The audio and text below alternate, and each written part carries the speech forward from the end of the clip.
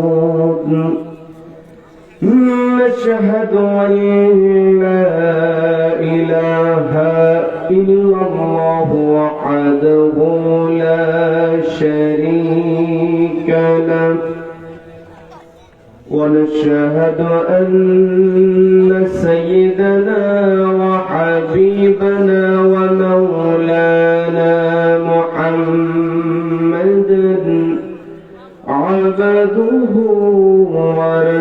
ورسوله الذي أرسله الله تعالى بالهدى ودين الحق ليظهره على الدين كله وكفى بالله شهيدا وداعيا إلى الله بإذنه وسراجا وقمرا منيرا فقد قال الله تعالى في كلامه المجيد وفرقانه الحميد সবাই পড়ুন আউযু বিল্লাহি মিনাশ শাইতানির রাজীম বিসমিল্লাহির রাহমানির রাহিম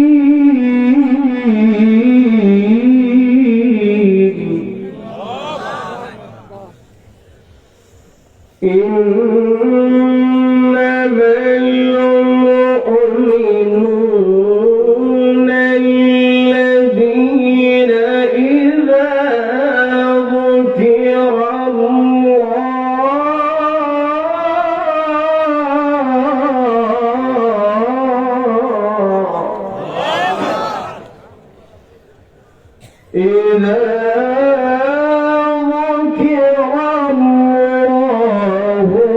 وجلت قلوبهم وإذا تليت عليهم آياته زادتهم إيمانا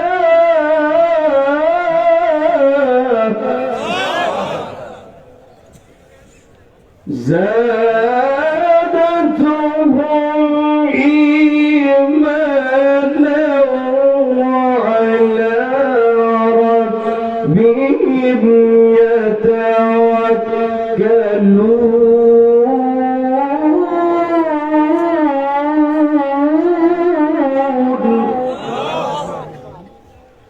الله أكبر بسم الله الرحمن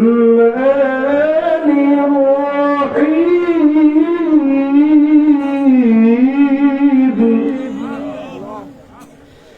إن الله وملائكته يصلون على النبي يا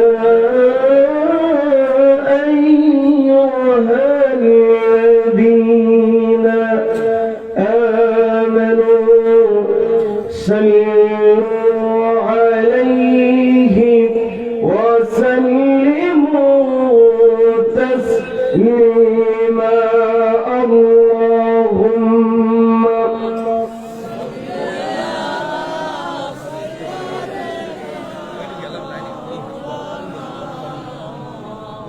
وعلى آله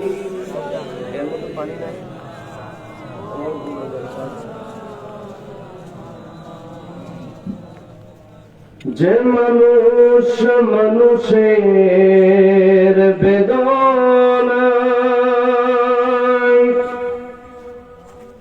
কেঁদেছিলেন জীবন মদিনা,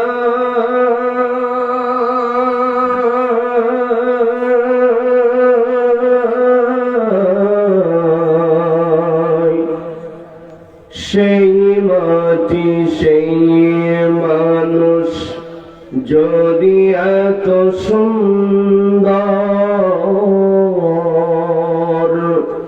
না জানি তাহলে আল্লাহ তুমি কত সুন্দর, কত সুন্দর। আল্লাহুম্মা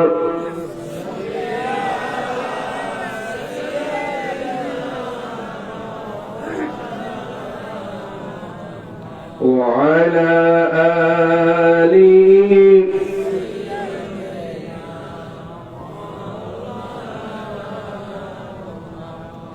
সবাই পড়ুন বালাগাল উলা বিকামালিহি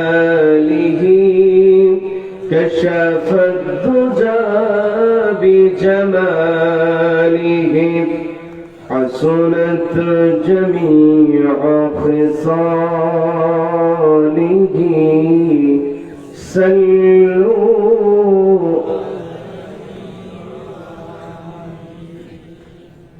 বাংলাদেশের অন্যতম প্রসিদ্ধ জেলা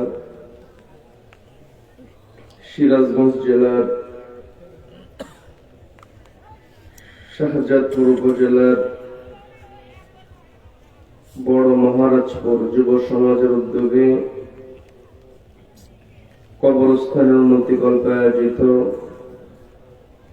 দিনব্যাপী তাফসীরুল কোরআন মাহফিলের আজকের এই রহমতপূর্ণ বরকতপূর্ণ দ্বীনী মজলিসের সম্মানিত সুযোগ্য অনারেবল প্রেসিডেন্ট সভাপতিত্ব করছেন বিশিষ্ট ইসলামী চিন্তাবিদ, আলেম দ্বীন, শিক্ষাবিদ, ইসলামী আন্দোলনের বীর সিপাহ সালার আলহাজ মাওলানা মোহাম্মদ নিজামউদ্দিন সাহেব।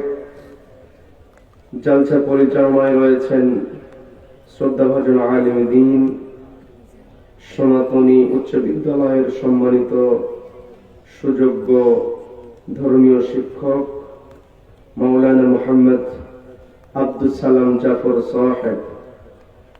আমার পূর্বে কথা বলেছেন বিশিষ্ট ইসলামী চিন্তাবিদ, আলেম দ্বীন, উদীয়মান তরুণ আলোচক, আমার অত্যন্ত কাছের, আমার অত্যন্ত ভালোবাসার, আমার প্রিয় বন্ধু হযরত মাওলানা মোহাম্মদ কামরুল হাসান জিহাদি সাহেব।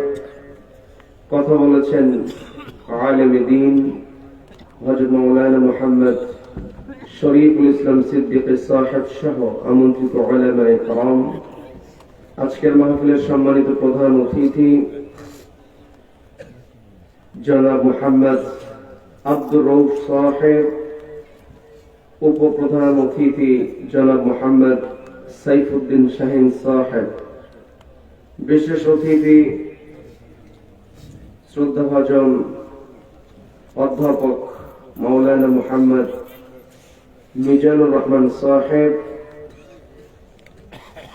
উপ বিশেষ অতিথি আলহাজ ইউসুফ আলী মাস্টার সাহেব সহ আমন্ত্রিত অতিথিবৃন্দ, সম্মানিত অতিথিবৃন্দ, উপস্থিত রয়েছেন গণ্যমান্য ব্যক্তিবর্গ, বিশেষ করে অত্র এলাকার পার্শ্ববর্তী এলাকা হতে আগত কোরআন প্রেমিক, নবী প্রেমিক, তাওহীদের জনতা। পর্দার অন্তরাল থেকে শুনছেন আমার অত্যন্ত শ্রদ্ধেয় মা এবং বোনেরা। আলোচনার সূচনায় আমি আপনাদেরকে অভিনন্দন জানাচ্ছি, মোবারকবাদ জ্ঞাপন করছি রব্বুল আলামিনের শেখানো ভাষায়। বলছি আসসালামু আলাইকুম ওয়া রাহমাতুল্লাহি ওয়া বারাকাতুহু। সম্মানিত দ্বীনী ভাইয়েরা, আলোচনায় প্রবেশের পূর্বে আমি জানতে চাচ্ছি আপনারা সকলে কেমন আছেন? রব্বুল আলামিন আমাকেও ভালো রেখেছেন, বলি আলহামদুলিল্লাহ। এই যে আমরা ভালো আছি, আমাদেরকে ভালো রাখার একমাত্র কেবলমাত্র কর্তৃত্ব কার হাতে? যে রব্বুল আলামিন আমাদেরকে ভালো রেখে সুস্থ রেখে সারাদিনের হাজার কর্মব্যস্ততার পর ক্লান্ত শরীর নিয়ে যে সময়টাতে ঘরে ফেরার কথা ছিল, ঠিক সেই সময়টাতে ঘরের আকর্ষণকে প্রত্যাখ্যান করে কোরআনের আকর্ষণে যে মহান মুনিব আমাদেরকে কোরআনের মাহফিলে আসার বসার এবং কোরআনুল কারীম থেকে কিছু কথা বলা এবং শোনার মতো তৌফিক দান করলেন, সেই মহান মুনিবের দরবারে শুকরিয়া আদায় করে আমরা সকলে একযোগে বলে উঠছি আলহামদুলিল্লাহ। আবার বলছি আলহামদুলিল্লাহ। আল্লাহু আকবার। লা ইলাহা ইল্লাল্লাহু আল্লাহু আকবার ওয়ালিল্লাহিল হামদ ওয়ালিল্লাহিল হামদ। আমরা কৃতজ্ঞতা আদায় করলাম কার? জীবনের প্রত্যেকটা ক্ষেত্রে প্রশংসা করতে হবে কার? আমাকে আপনাকে সৃষ্টি করেছেন কে? Allah is the creator of all creations. যত সৃষ্টি আছে সব সৃষ্টি আল্লাহ করেছেন। কাজেই এই পৃথিবীতে যদি প্রশংসা করতে হয়, প্রশংসা কেবল হবে আল্লাহর। আল্লাহ ব্যতীত অন্য কেউ প্রশংসিত হতে পারে? None can be praised, only Allah will be praised. সবাই চিৎকার দেবেন আল্লাহু আকবার, আল্লাহু আকবার। এই যে আমরা আল্লাহু আকবার বলে আল্লাহর বরত্বের ঘোষণা দিলাম, আল্লাহর বরত্বের স্লোগান দিলাম, এই আল্লাহু আকবার স্লোগানের সঙ্গে আমার আপনার সম্পর্ক আছে না নেই? সবাইকে বলতে হবে আছে না নেই? সম্মানিত ভাইরা, এই আল্লাহু আকবার স্লোগানের সঙ্গে আমার আপনার সম্পর্কটা কেমন একটু বোঝার চেষ্টা করুন। আপনাদের জানা কথা আমি একটু আপনাদেরকে বোঝানোর চেষ্টা করছি। সেটা হলো, যেই দিন আমি আপনি এই পৃথিবীতে আগমন করেছি, মায়ের পেট থেকে যেই দিন আমি আপনি ভূমিষ্ঠ হয়েছি, আমি আপনি ছিলাম পরিবারের একজন নতুন অতিথি। কি কথা বলেন? নতুন অতিথি হিসাবে আমি আপনি পৃথিবীতে আগমন করেছি। যখন কোন নবজাতক মায়ের পেট থেকে পৃথিবীতে আগমন করে, ওই নবজাতক শুধু পরিবারের অতিথি নয়, গোটা দুনিয়াতে তাকে অতিথি হিসাবে প্রেরণ করেন কে? অতিথি হিসাবে যখন ছোট্ট শিশু গোটা দুনিয়াতে একজন নবজাতক যখন পৃথিবীতে আগমন করে, তাকে এমন সুন্দর সিস্টেমে ওয়েলকাম করতে হয়। সেটা হলো, নবজাতকের সবার আগে ডান কানে আযান দিতে হয়, বাম কানে ইকামত দিতে হয়। কি কথা বলেন? নবজাতককে স্বাগত জানাতে হয় ডান কানে আযান দিয়ে, বাম কানে ইকামত দিয়ে। যখন ডান কানে আযান দেওয়া হয়, বাম কানে ইকামত দেওয়া হয়, ওই আযান এবং ইকামতের মধ্যে আল্লাহু আকবার স্লোগান আছে না নাই? আমার এই পৃথিবীতে আমি আপনি এসেছি, নির্দিষ্ট সময়ের পরে আমাকে আপনাকে এই পৃথিবী ছেড়ে চলে যেতে হবে।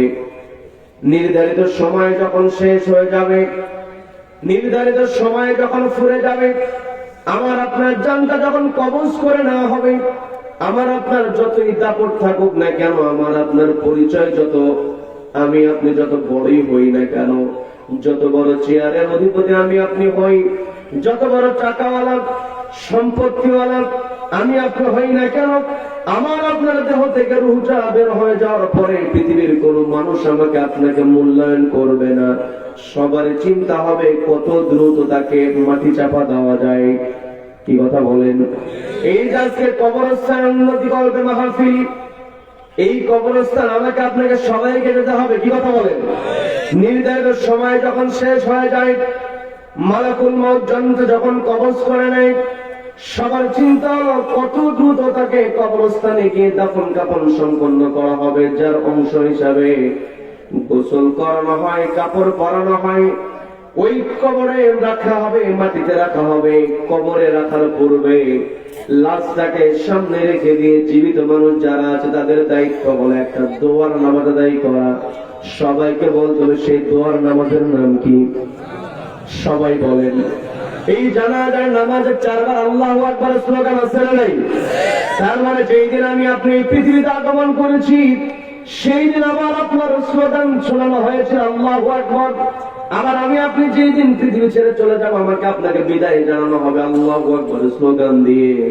এর দ্বারা বোঝা যায় শুরুতেও আল্লাহু আকবার, শেষেও আল্লাহু আকবার, মাঝখানে আমি আপনি যতদিন বেঁচে থাকবো আমার আপনার একটাই স্লোগান হবে নারে তাকবীর। এই আল্লাহু আকবারের স্লোগানের বাইরে মুসলমানের কোন স্লোগান হতে পারে না। কথা বলেন, কি কথা বলেন? মুসলমান যেখানে স্লোগান দিবে মুসলমানের স্লোগান হবে আল্লাহু আকবারের স্লোগান। কি কথা বলেন? এই আল্লাহু আকবারের স্লোগানকে সামনে রেখে আমার আপনার জীবনটাকে সাজাতে হবে। আল্লাহু আকবার স্লোগান যখন দেওয়া হয় কিছু কিছু মানুষে আল্লাহু আকবার স্লোগানকে সহ্য করতে পারে না। আছে না নাই? আছে না নাই? আল্লাহু আকবার স্লোগানকে যারা সহ্য করতে পারে না এই পৃথিবীতে তারা সব সময় অপমানিত, তারা সব সময় লাঞ্ছিত। কি কথা বলেন? আবু জাহেল নবীজির স্লোগানকে বন্ধ করার চেষ্টা করেছিল, এমনকি নবীজিকে হত্যার পরিকল্পনা করেছি, নবীজিকে বন্ধ অবস্থা রেখে দিয়েছি, নবীজিকে ঘর বাড়ি ছাড়া করা হয়েছিল, তবু আবু জাহেল আল্লাহু আকবার স্লোগানকে থামাতে পারে নাই। কি কথা বলেন?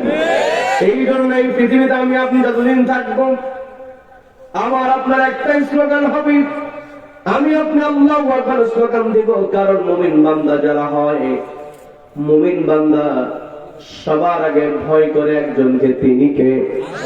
সবাইকে বলতে হবে তিনি কে। আমি আমার আলোচনার সূচনায় পবিত্র কোরআনের 8 নম্বর সূরা সূরা আনফালের 2 নম্বর আয়াতটি কারিমা তেলাওয়াত করেছি, যে আয়াতের মধ্যে রব্বুল আলামিন মুমিন বান্দার 3টা বৈশিষ্ট্য তুলে ধরেছেন। কোরআনের বিভিন্ন জায়গায় মুমিন বান্দার বিভিন্ন বৈশিষ্ট্য রয়েছে। আমি যে আয়াতে কারিমা তেলাওয়াত করেছি সেই আয়াতে আল্লাহ রাব্বুল আলামিন মুমিন বান্দার 3টা বৈশিষ্ট্য তুলে ধরেছেন।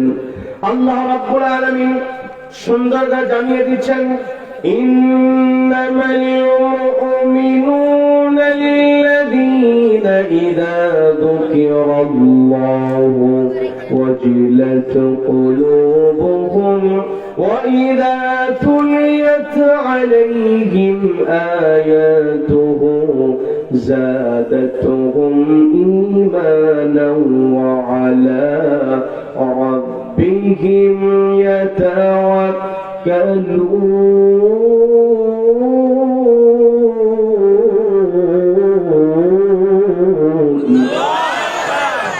আল্লাহ রাব্বুল আলামিন স্পষ্ট জানিয়ে দিলেন, ইন্নামাল মুমিনুন, তারাই হলো মুমিন, আল্লাযীনা ইযা যুকিরাল্লাহ, যাদের সামনে আমি আল্লাহর নাম উচ্চারিত হয়, ওয়াজিলাত কুলুবুহুম, অন্তরটা কেঁপে ওঠে। কার ভয়ে? 1 নম্বর বৈশিষ্ট্য ঈমানদার একমাত্র আল্লাহকে ভয় করবে। 2 নম্বর বৈশিষ্ট্য আল্লাহ বলছেন, ওয়া ইযা তুলিয়াত আলাইহিম আয়াতুহু যাদাতুহুম ঈমানা। আল্লাহ বলছেন, ওয়া ইযা তুলিয়াত আলাইহিম আয়াতুহু, যখন ঈমানদার বান্দার সামনে কোরআন থেকে তেলাওয়াত করা হয়, যাদাতুহুম ঈমানা, ঈমানটা বহুগুণে বৃদ্ধি পেয়ে যায়। বলেন না সুবহানাল্লাহ। তার মানে মুমিন বান্দা আল্লাহর নাম শোনার সঙ্গে সঙ্গে অন্তরে তা আল্লাহর ভয় তৈরি হয়ে যাবে। 2 নাম্বার, মুমিন বান্দার সামনে যখন কোরআন থেকে তেলাওয়াত করা হবে, মুমিন বান্দার সামনে যখন কোরআন থেকে তাফসীর করা হবে, মুমিন বান্দার ঈমান অবশ্যই বৃদ্ধি পাবে। বলে দিয়েছেন কে? এরপরে 3 নাম্বার, রব্বুল আলামিন যে বৈশিষ্ট্যের কথা বললেন, আল্লাহ বলছেন, ওয়া আলা রাব্বিহিম ইয়াতাওয়াক্কালুন।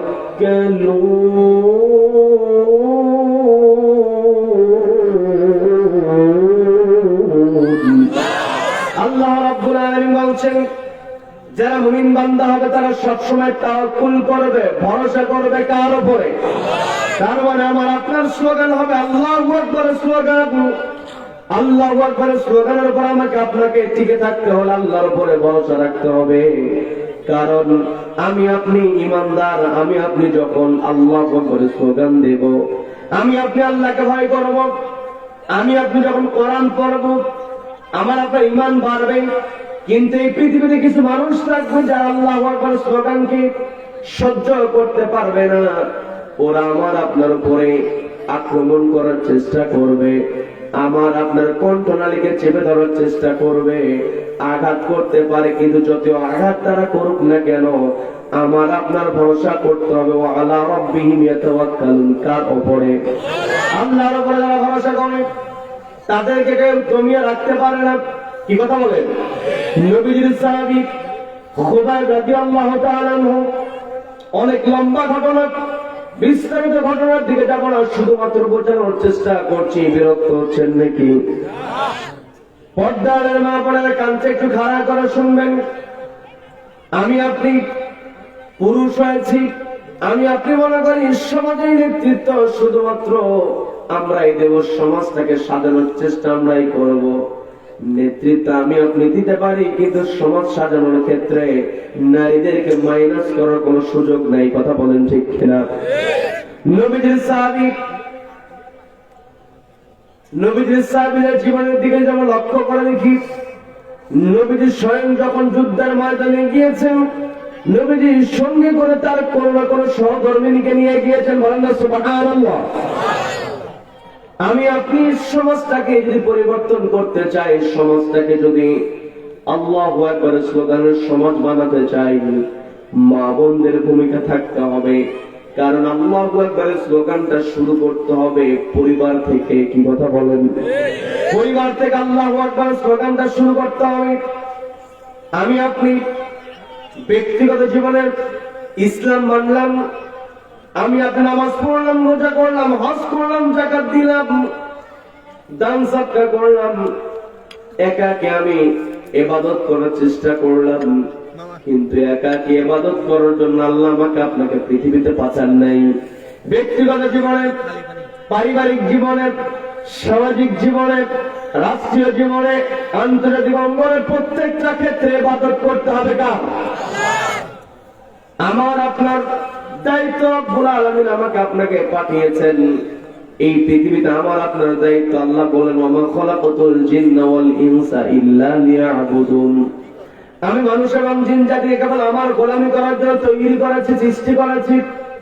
আমি আপনি এই পৃথিবীতে আমার আপনার জীবনের প্রতিটা মুহূর্তে আমাকে আপনাকে আল্লাহর ইবাদতের মধ্যে থাকতে হবে। বন্ধুগণ, এই ইবাদতটা আমাকে আপনাকে করতে হবে। তার পূর্বে আরেকটা কথা বলি, আল্লাহ রাব্বুল আলামিন যখন আমাকে আপনাকে পৃথিবীতে পাঠানোর ব্যাপারে ফেরেশতাদের সঙ্গে পরামর্শ করেছিলেন, ফেরেশতাদেরকে ডাক দিয়ে বলছেন ইন্নী জাইলু ফিল আরদি খলিফা, নিশ্চয় আমি এই জমিনে আমার খলিফা প্রেরণ করব। ফেরেশতারা জবাব দিয়ে বলছে আতাজালু ফিহা মান ইউফসিদু ফিহা ওয়া ইয়াসফিকুদ দিমা, ওগো আল্লাহ, আপনি কি পৃথিবীতে এমন কাউকে পাঠাবেন যারা পৃথিবীতে গিয়ে ফাসাদ তৈরি করবে, এমনকি রক্তপাত করবে? ওয়া নাহনু নুসাব্বিহু বিহামদিকা ওয়া নুকদ্দিসু লাক, আর আমরা এটা আপনার কৃতজ্ঞতা আদায় করি, আমরা এটা আপনার তাসবিহ জ্ঞাপন করি, আমরা তো আপনার ইবাদত করি। সরাসরি ফেরেশতারা আল্লাহর এই সিদ্ধান্তের বিরুদ্ধে কথা বলে নাই, কিন্তু তারা বোঝানোর চেষ্টা করেছিল পৃথিবীতে যাওয়ার পরে জিন জাতি যেমন ফাসাদ তৈরি করেছে, আবার যদি আপনি খলিফা প্রেরণ করেন হয়তো তারা ফাসাদ করবে। আর আপনি তো পাঠাবেন আপনার ইবাদত করার জন্য, আর আমরাই তো আপনার ইবাদত করি। এর দ্বারা বোঝা যায় পরোক্ষভাবে তারা আমাদের কি বিপক্ষে কিন্তু কথা বলেছিল, সরাসরি বলে নাই, পরোক্ষভাবে বলেছিল আমরা ইবাদত করি। কি দরকার আছে মানুষকে পাঠানোর? এই মেসেজটা যখন, এই মতামত যখন ফেরেশতারা পেশ করল, আল্লাহ বললেন ইন্নী আ'লামু মা লা তা'লামুন।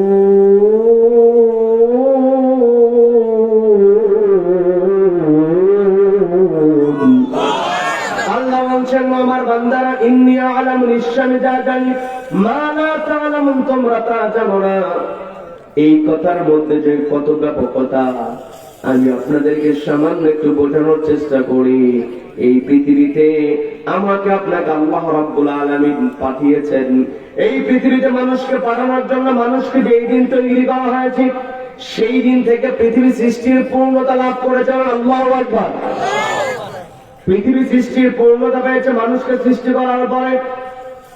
এখন অনেকে প্রশ্ন করতে পারে, আপনি এই কথা কোথায় পেলেন? কোরআনের মধ্যে আল্লাহ স্পষ্ট বলছেন, পবিত্র কোরআনের 2 নম্বর সূরা সূরা বাকারার 29 নম্বর আয়াত আল্লাহ বলছেন, হুয়াল্লাযী খালাকা লাকুম মা ফিল আরদি জামিআ।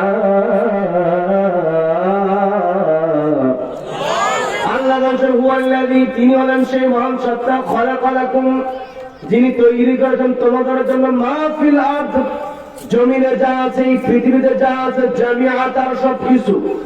তার মানে পৃথিবীর যা কিছু আছে সবকিছু আল্লাহ আমাদের জন্য তৈরি করেছেন। বলেন না সুবহানাল্লাহ। পৃথিবীর সব সৃষ্টি জগৎ আমাদের জন্য তৈরি করা হয়েছে। তার মানে বোঝা যায়, আমাদেরকে যদি আল্লাহ তৈরি না করতেন, পৃথিবী সৃষ্টির পূর্ণতা কখনো লাভ পেত না। বলেন না সুবহানাল্লাহ। আল্লাহ রাব্বুল আলামিন আমাকে আপনাকে পৃথিবীতে পাঠাবেন, এটার ব্যাপারে ফেরেশতাদের সঙ্গে যখন কথা বলেছেন, আল্লাহ কিন্তু আমাকে আপনাকে আদম সন্তান বলে অ্যাড্রেস করেন নাই।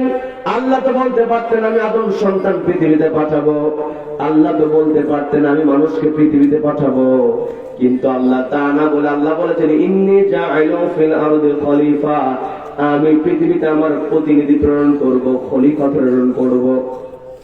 এই যে খলিফা, এই খেলাফতের দায়িত্ব আমার আপনার পালন করার দরকার আছে না নাই? কি কথা বলেন? একা একা ইবাদত করলে খলিফতের খেলাফতের যে দায়িত্ব আছে, প্রতিনিধির যে দায়িত্ব আছে, সেই দায়িত্ব একা একা ইবাদত করলে পালন করা যায় না। এই জন্য রব্বুল আলামিন আরেকটু ক্লিয়ার করে বললেন পবিত্র কোরআনের 3 নম্বর সূরা, সবাইকে বলতে হবে কত নম্বর সূরা? 3 নম্বর সূরা, সূরা ইমরানের 110 নম্বর আয়াত আল্লাহ বলেন, কুনতুম খায়রা উম্মাতিন উখরিজাত লিন-নাসি তা'মুরুনা বিল মা'রুফি ওয়া তানহাউনা 'আনিল মুনকারি ওয়া তু'মিনুনা বিল্লাহ।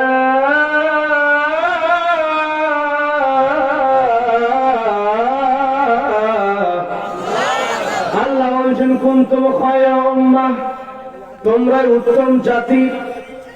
আমি আপনি উত্তম জাতি তখনই হতে পারবো, আল্লাহ বললেন উখরিজাত লিন-নাস, তোমাদেরকে বের করা হয়েছে মানুষের জন্য। মানুষের তারা আমাকে আপনাকে দায়িত্ব পালনের জন্য বলে দিয়েছেন কে? মানুষ হয়ে মানুষের জন্য কাজ করতে হবে। এই পৃথিবীতে আল্লাহ আমাকে আপনাকে খলিফার দায়িত্ব দিয়েছেন। খেলাফতের দায়িত্ব আমি আপনি যখন পালন করতে যাব, আমাকে আপনাকে মানুষের জন্য কাজ করতে হবে। কি কথা বলেন? কি কথা বলেন? মানুষের জন্য আমি আপনি কেমন করে কাজ করবো? আল্লাহ বলছেন, তা'মুরুনা বিল মা'রুফি ওয়া তানহাউনা 'আনিল মুনকার। আল্লাহ বললেন, আমার বান্দারা, মানুষের জন্য যদি তোমরা কাজ করতে চাও, 1 নম্বর তা'মুরুনা বিল মা'রুফ, তোমাদেরকে সৎ কাজের আদেশ দিতে হবে। ওয়া তানহাউনা 'আনিল মুনকার, অসৎ কাজে বাধা প্রদান করতে হবে।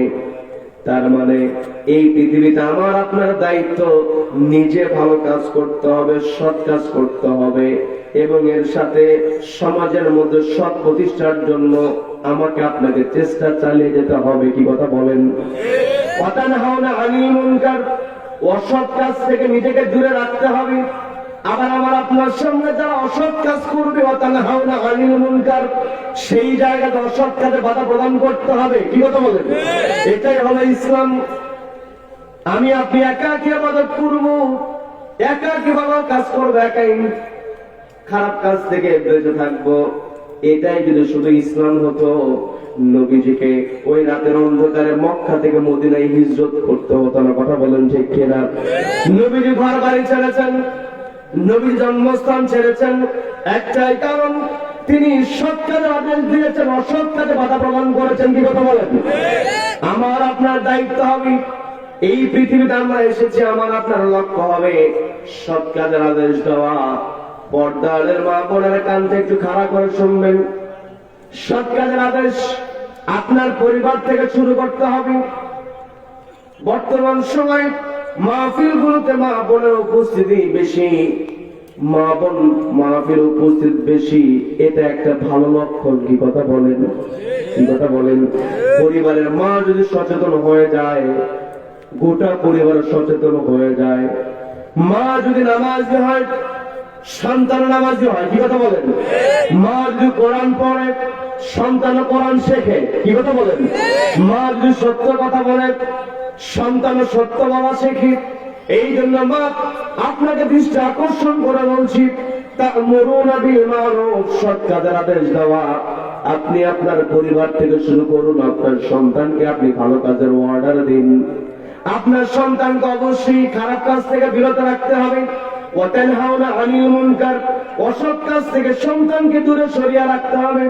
পরিবারের মা যদি নামাজি হয়, সন্তান যে নামাজি হয়ে যায়, একটা এক্সাম্পল দিলে আপনারা বুঝতে পারবেন। প্রায় জায়গাতে আমি কথাটা বলি, মা যদি নামাজি হয়, ওই মায়ের 2.5 বছর 3 বছরের বাচ্চা এমন কাণ্ড ঘটিয়ে ফেলে, আমরা দেখে ফেলি। মা ওযু বানিয়েছে, মা ওযু করে জায়নামাজ বিছিয়ে দিয়েছে, মা নামাজ পড়বে। মায়ের দিকে সন্তান লক্ষ্য করে, প্রত্যেকদিন তো আমার মা জায়নামাজ বিছিয়ে নামাজ আদায় করে। নামাজের কোনটা রুকু, কোনটা সিজদা, কোনটা বৈঠক, কোনটা কিয়াম, ছোট 2.5 বছর 3 বছরের বাচ্চা সে বুঝতে পারে না। কিন্তু প্রত্যেকদিন মাকে নামাজ পড়তে দেখতে গিয়ে সে একটা বিষয় লক্ষ্য করে, মা যখন তার কপালটা জমিনে ঠেকিয়ে সিজদা দেয়, তাকে মাকে সিজদা দেওয়া দেখতে দেখতে ওই ছোট্ট মনের মধ্যে এমন আকাঙ্ক্ষা তৈরি হয়ে যায়, মা নিজে নামাজ পড়বি, যাই নামাজ বিছিয়ে দিয়েছি। 2.5 বছর 3 বছরের বাচ্চা মাকে সুযোগ না দিয়ে তড়িঘড়ি করে গিয়ে ওই যায় নামাজের উপরে গিয়ে সিজদা শুরু করে দেয়। দৃশ্য আছে না নাই? তার মানে মা, আপনি যদি নামাজ দেন, আপনার 2.5 বছরের বাচ্চা আপনাকে দেখে সিজদা দেওয়া শিখবে। আর আপনি যদি নামাজ না পড়েন, সন্তান কেমন করে সিজদা দেওয়া শিখবে? কি কথা বলেন? এই জন্য মা আপনাকে নামাজি হতে হবে, আপনাকে কোরআন তেলাওয়াত করতে হবে। আপনার পরিবার থেকে আপনার পরিবার থেকে একটা সৎ পরিবার, আপনাকে একটা আদর্শ পরিবার গঠনের জন্য আপনাকে ভূমিকা পালন করতে হবে। বন্ধুগণ, যে কথা বোঝানোর জন্য বলছি, এই পৃথিবীতে আল্লাহ রাব্বুল আলামিন আমাকে আপনাকে পাঠিয়েছেন। আমার আপনার স্লোগান হবে আল্লাহু আকবার স্লোগান। আমি আপনি আল্লাহু আকবার স্লোগান দিয়ে আমার আপনার দায়িত্ব, আল্লাহ আমাকে আপনাকে দায়িত্ব দিয়েছেন, পৃথিবীতে খেলাফতের দায়িত্ব দিয়েছেন। আমার আপনার দায়িত্ব হলো তা'মুরুনা বিল মা'রুফ, সৎ কাজের আদেশ দেওয়া। আল্লাহ এই জায়গাতে আমাকে আপনাকে অর্ডার দিয়েছেন তা'মুরুনা বিল মা'রুফ, আমাকে আপনাকে বলেছেন তোমরা সৎ কাজের আদেশ দাও। আবার আল্লাহ রাব্বুল আলামিন সরাসরি আমাকে আপনাকে যে নির্দেশনা দিয়ে বলছেন, ইন্নাল্লাহা ইয়া'মুরু বিল আদলি ওয়াল ইহসান।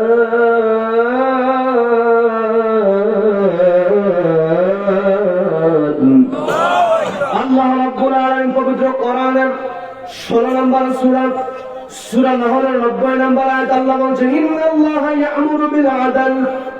প্রত্যেক জুমার দিনে, আগামীকাল তো বৃহস্পতিবার, তারপরের দিন জুমার দিন ইমাম সাহেব যিনি খুতবা প্রদান করেন, সানি খুতবাতে তিনি কমন আয়াতটা তেলাওয়াত করেন, ইন্নাল্লাহা ইয়া'মুরু বিল আদলি ওয়াল ইহসান ওয়া ইতা'i যিল কুরবা।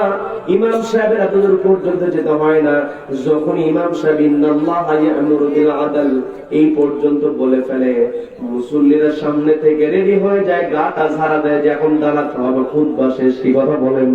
কি কথা বলেন? এই আয়াত যখন তেলাওয়াত হয়, মুসল্লিরা বুঝতে পারে খুতবা শেষ। অবশ্যই ভালো কথা, আয়াতটা শুনতে শুনতে আমার আপনার ঠোঁটস্থ হয়ে গিয়েছে, আয়াতের সঙ্গে আমার আপনার একটা সম্পর্ক তৈরি হয়েছে। কিন্তু আমার আপনার সম্পর্ক শুধু এইটুকু হলো হবে না যে এখন নামাজের জন্য দাঁড়াতে হবে। এইটার জন্য আল্লাহ এই আয়াতটা অবতীর্ণ করেন নাই। আল্লাহ অর্ডার দিচ্ছেন, ইন্নাল্লাহা ইয়া'মুরু বিল আদল। আল্লাহ তোমাদেরকে অর্ডার দিচ্ছে আদালত কায়েমের জন্য। আল্লাহ আমাকে আপনাকে বলছেন তা'মুরুনা বিল মা'রুফ, তোমরা সৎ কাজের আদেশ দাও। আর আল্লাহ আমাকে আপনাকে সরাসরি যে অর্ডার দিচ্ছেন, ইন্নাল্লাহা ইয়া'মুরু বিল আদল, তোমরা আদালত কায়েম করো। ন্যায় বিচার প্রতিষ্ঠা করো। এই পৃথিবীতে আমি আপনি যদি ন্যায় বিচার প্রতিষ্ঠা করতে পারি, তবে আমি আপনি সৎ কাজের আদেশ দিতে পারবো। সমাজের মধ্যে যদি ন্যায় প্রতিষ্ঠা থাকে, ন্যায় বিচার প্রতিষ্ঠা থাকে, তাহলে কোথাও কোনো অন্যায় হলে আমি আপনি সেখানে বাধা দিতে পারবো, কি কথা বলেন? কিন্তু সমাজের মধ্যে যদি ন্যায় প্রতিষ্ঠা না থাকে, আমি আপনি অন্যায়ের বিরুদ্ধে কথা বললে আমার আপনার বিপদ চলে আসবে, কি কথা বলেন? এই জন্য আল্লাহ বলছেন, আমার বান্দারা, ইন্নাল্লাহ ইয়ামুরু, নিশ্চয় রব্বুল আলামিন তোমাদেরকে অর্ডার দিচ্ছেন বিল আদল, তোমাদের দায়িত্ব হলো তোমরা ন্যায় বিচার প্রতিষ্ঠা করবে। সমাজের মধ্যে যখন ন্যায় প্রতিষ্ঠা হবে, সমাজের মধ্যে যখন ন্যায় বিচার আমরা পাবো, আমার আপনার জন্য সমাজের মধ্যে সৎ প্রতিষ্ঠা করা, অসৎ কাজে বাধা প্রদান করা সহজ হয়ে যাবে। আবার যে সমাজের মধ্যে ন্যায় বিচার প্রতিষ্ঠা আছে, সেই সমাজের সব ধরনের মানুষ শান্তিতে বসবাস করতে পারে, কি কথা বলেন? বৃদ্ধ হয়ে গিয়েছে, কাজকর্ম করতে পারে না, রাষ্ট্রের দায়িত্ব আছে না নাই? সবাইকে বলতে পারছে না নাই? খলিফা হারুন রশিদের কথা আমরা শুনেছি, তিনি রাষ্ট্র পরিচালনা করেছেন, ন্যায় বিচার তিনি কায়েম করেছিলেন। তার খেলাফতের সময় অনেক লম্বা ঘটনা, ন্যায় বিচার প্রতিষ্ঠা হলে মানুষ যে শান্তিতে থাকে, এই ঘটনা থেকে আমরা বুঝতে পারবো। ছোট্ট একটা ঘটনা আছে, বলবো নাকি? সম্মানিত বন্ধুগণ, খলিফা হারুন রশিদের সময় তার শাসন আমলে সিরিয়ার, বর্তমান সিরিয়ার অবস্থা তো আমরা জানি। রব্বুল আলামিন ওই স্বৈরাচার বাশার আল আসাদকে পালাতে বাধ্য করা হয়েছে। আল্লাহ রাব্বুল আলামিন ওই স্বৈরাচার বাশার আল আসাদকে পালাতে বাধ্য করেছেন, সে পালিয়ে গিয়েছে। তারপর বর্তমানে সিরিয়াতে অবস্থা এখনো স্টেবল হয় নাই। আমরা আল্লাহর কাছে দোয়া করি, আল্লাহ সিরিয়ার বলে তুমি খাস রহমত নাজিল করো, বলেন আমিন, বলেন আমিন। ওই সিরিয়া শহরের তৎকালীন সময় একটা শহরের নাম ছিল, ওই সিরিয়ার তৎকালীন সময় একটা শহরের নাম ছিল রাকা শহর। ওই রাকা শহরের যিনি বিচারক, তিনি অসুস্থ হয়ে গিয়েছেন। বিচারক অসুস্থ হওয়ার কারণে বিচারালয়ে বিচার কার্য পরিচালনা হচ্ছে না। বিচার যদি বন্ধ হয়ে থাকে, এলাকাতে বিশৃঙ্খলা হয় কি হয় না? সবাইকে বলতে হয় কি হয় না? বিচারক অসুস্থ, চিঠি লেখা হয়েছে খলিফা বরাবর। খলিফাকে বলা হয়েছে, এলাকা শহরের বিচারক অসুস্থ, আপনি দ্রুত এই জায়গাতে একটা বিচারকের ব্যবস্থা করুন, তা না হলে আমাদের শহরের মধ্যে বিশৃঙ্খলা শুরু হয়ে যাচ্ছে। খলিফার পক্ষ থেকে পাল্টা চিঠি লেখা হলো, আগামী 1 সপ্তাহের মধ্যে তোমাদের রাকা শহরে একজন বিচারক চলে যাবেন। 1 সপ্তাহের মধ্যে নতুন বিচারক এসে জয়েন করেছে। যেহেতু অসুস্থতার কথাই চলে আসলে একটু বলে নেই, আমার দেশে একজন বিচারক ছিল, অসুস্থ হয় নাই, তারপর অসুস্থ বানিয়েছিল এসকে সিনহা। কি কথা বলেন? কি কথা বলেন? এসকে সিনহা সে রায় লিখেছিল আমাদের কোরআনের পাখির বিরুদ্ধে। যে এসকে সিনহা রায় লিখেছিল, আজকে সবকিছু ফাঁস করে দিচ্ছে। কি কথা বলেন? কি কথা বলেন? এই কোরআনের বিরুদ্ধে যারাই যাবে, আল্লাহু আকবার স্লোগানের বিরুদ্ধে যারাই ষড়যন্ত্র করবে, এই ষড়যন্ত্র, এই পরিকল্পনাগুলো আল্লাহ অবশ্যই দুনিয়াতে ফাঁস করে দেবেন। কি কথা বলেন? আখিরাতে তো বিচার হবেই। আবার এই পৃথিবীতে কোরআনওয়ালা যারা হবে, তাদেরকে যতই কষ্ট দেওয়া হোক না কেন, ওয়া আলা রাব্বিহিম ইয়াতাওয়াক্কালুন, কোরআনওয়ালারা তাওয়াক্কুল করে কার উপরে? আমি বলতে নিয়েছিলাম খুবাইব রাদিয়াল্লাহু তাআলার কথা। তাকে ফাঁসির মঞ্চের দিকে নিয়ে যাওয়া হচ্ছে। ফাঁসির মঞ্চের দিকে নিয়ে গিয়ে যান, চেয়ারের দিকে তাকে লক্ষ্য করা যায় সাঈদ ইবনে আমর আল জুমাহি রাদিয়াল্লাহু তাআলা, তিনি বলছেন, আমি খুবাইবের চেয়ারের দিকে তাকিয়ে অবাক হয়েছি। একজন মানুষকে কিছুক্ষণ পর হত্যা করা হবে, একজন মানুষকে কিছুক্ষণ পর মেরে ফেলা হবে, অথচ তার চেয়ারের মধ্যে হাসির ঝিলিক। বলেন না সুবহানাল্লাহ? আমরাও দেখেছি যে তাফসীরুল কোরআন মাহফিল নাম দেওয়া হয়েছে। এই বাংলাদেশি তাফসীরুল কোরআনের সঙ্গে যার নামটা সবার আগে চলে আসে, তিনি হলেন শহীদ আল্লামা মওদুদ হোসেন সাইদী রাহমাতুল্লাহ আলাইহি। কথা বলেন ঠিক কিনা? দীর্ঘ 13টা বছর তাকে বন্দী অবস্থায় রেখে দেওয়া হয়েছে, কিন্তু তার চেহারা থেকে কেউ হাসি কেড়ে নিতে পারে না। কি কথা বলেন? আমরা দেখেছি সর্বশেষ যেই দিন তাকে ইঞ্জেকশন পুশ করে হত্যা করা হয়েছে, শহীদ করে দেওয়া হয়েছে, তার পূর্বের দিনে যখন ওই জেলখানা থেকে নিয়ে আসা হয়েছে, অ্যাম্বুলেন্স থেকে একজন 83 বছর বয়সী মানুষ, বয়স 83 হয়ে গেলে এমনিতেই দুর্বল হয়ে যায়। কি কথা বলেন? এই জায়গায় যতগুলো মানুষ আমরা যদি খোঁজ করি 83 বছর মানুষ খুঁজে পাওয়া যাবে না। কি কথা বলেন? থাকলেও 2-1 এমনিতে 80 বছর পর হয়ে গেলে মানুষ দুর্বল হয়ে যায়, চেহারা সবসময় ফ্যাকাশে হয়ে থাকে, চেহারার মধ্যে কষ্টের ছাপ দেখা যায়। সেই জায়গাতে কোরআনের পাখিকে দীর্ঘ 13টা বছর বন্দি অবস্থায় রেখে দেওয়া হয়েছিল। অথচ আমরা লক্ষ্য করে দেখেছি অ্যাম্বুলেন্স থেকে যখন কোরআনের পাখিকে নামানো হয়েছে, কোরআনের পাখি সকলকে লক্ষ্য করে সালাম দেওয়ার পরে তিনি তার ওই চেহারার মধ্যে যে হাসির ঝিলিকটা দিয়েছেন, এমন পর্যন্ত যারা এই কোরআনকে ধারণ করবে আমাদের বাংলা ভাষাভাষী মানুষের জন্য তার ওই হাসিটাই হলো অনুপ্রেরণা। কথা বলেন ঠিক কিনা? তিনি আল্লাহর উপর ভরসা করতে পেরেছিলেন বলে হাসি দিতে পেরেছেন। কি কথা বলেন? আমরা আরো ঘটনা শুনেছি, 3 ঘন্টা পর ফাঁসি কার্যকর করা হবে। জানানো হয়েছে স্যার আপনার 3 ঘন্টার সময় আছে, আপনি প্রস্তুতি গ্রহণ করুন। তিনি বলছেন 3 ঘন্টার সময় তো এখন অনেক সময়, আমি 2 ঘন্টা একটু ঘুমাতে চাই। বলেন আল্লাহু আকবার। চিন্তা করে দেখেন, ওয়ালা রাব্বিহিম ইয়াতাওয়াক্কালুন, যারা আল্লাহর উপর তাওয়াক্কুল করে দুনিয়ার মরণ তাদেরকে থামাতে পারে না। কি কথা বলেন? এই জন্য আমাকে আপনাকে আল্লাহর উপর তাওয়াক্কুল করে, আল্লাহ যে আমাকে আপনাকে দায়িত্বটা দিয়েছেন, এই দায়িত্ব আমাকে আপনাকে পালন করতে হবে। আমি আপনি যদি দুনিয়াতে এই কোরআনটাকে বাস্তবায়ন করতে পারি, তবে আমি আপনি পৃথিবীতে ন্যায় বিচার কায়েম করতে পারবো। কি কথা বলেন? এই কোরআনের মধ্যে অপরাধ সংঘটিত হলে শাস্তি কেমন করে যাবে কোরআনের মধ্যে বিধান আছে না নাই? চোর চুরি করলে তার বিধান কোরআন আল্লাহ তুলে ধরেছেন।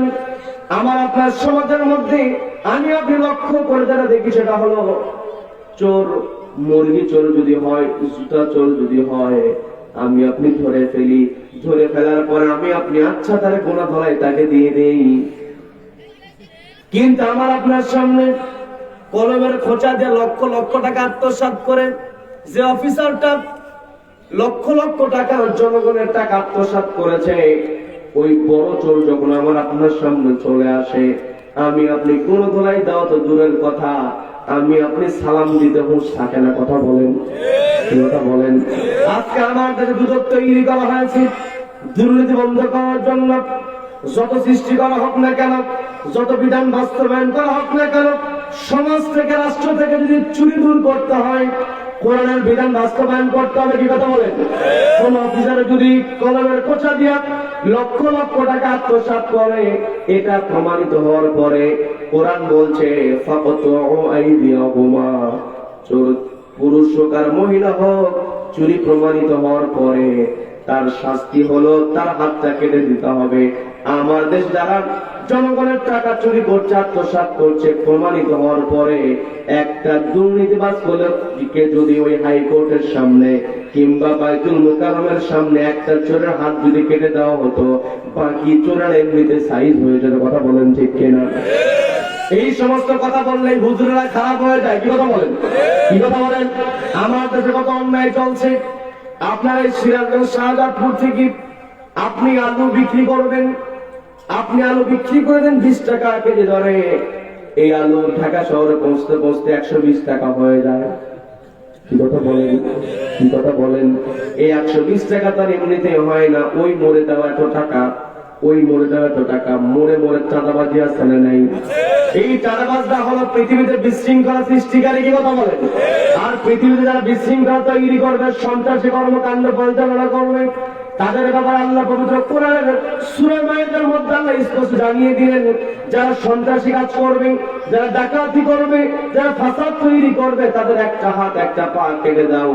বিপরীত ভাবে হাত কেটে দাও, ডান হাত কেটে দিলে বাম পা কেটে দাও, ডান হাত ডান পা কেটে দিলে বাম হাত কেটে দাও। বিপরীত ভাবে কোন চাঁদাবাজকে, কোন সন্ত্রাসকে, একটা চাঁদাবাজকে যদি ওই বাইতুল মুকাররমের সামনে কিংবা সুপ্রিম কোর্টের সামনে একটা চাঁদাবাজের হাত পা কেটে দিলে বাকি চাঁদাবাজগুলো আল্লাহ হয়ে যেত। কি কথা বলেন? আজকে আমাদের শান্তি কেন নাই? গরিব মানুষের কেন কষ্ট করে? একটাই কারণ, সমাজের মধ্যে ন্যায় বিচার নাই। কি কথা বলেন? ন্যায় বিচার যখন সমাজের মধ্যে থাকবে, গরিব মানুষেরা কোনো চিন্তা করবে না, চিন্তা ছাড়াই তার দিন কাটাতে পারবে। কি কথা বলেন? আমি বলতে নিয়েছিলাম, ওই যে ঢাকা শহরে বিরক্ত হচ্ছেন নাকি? বিরক্ত হচ্ছেন? ওই ঢাকা শহরে বিচারক নাই। খলিফা পাল্টা চিঠি দিয়ে বলছেন, আগামী 1 সপ্তাহের মধ্যে তোমাদের শহরে বিচারক চলে যাবে। 1 সপ্তাহ পরে বিচারক এসে চেয়ারে বসেছেন।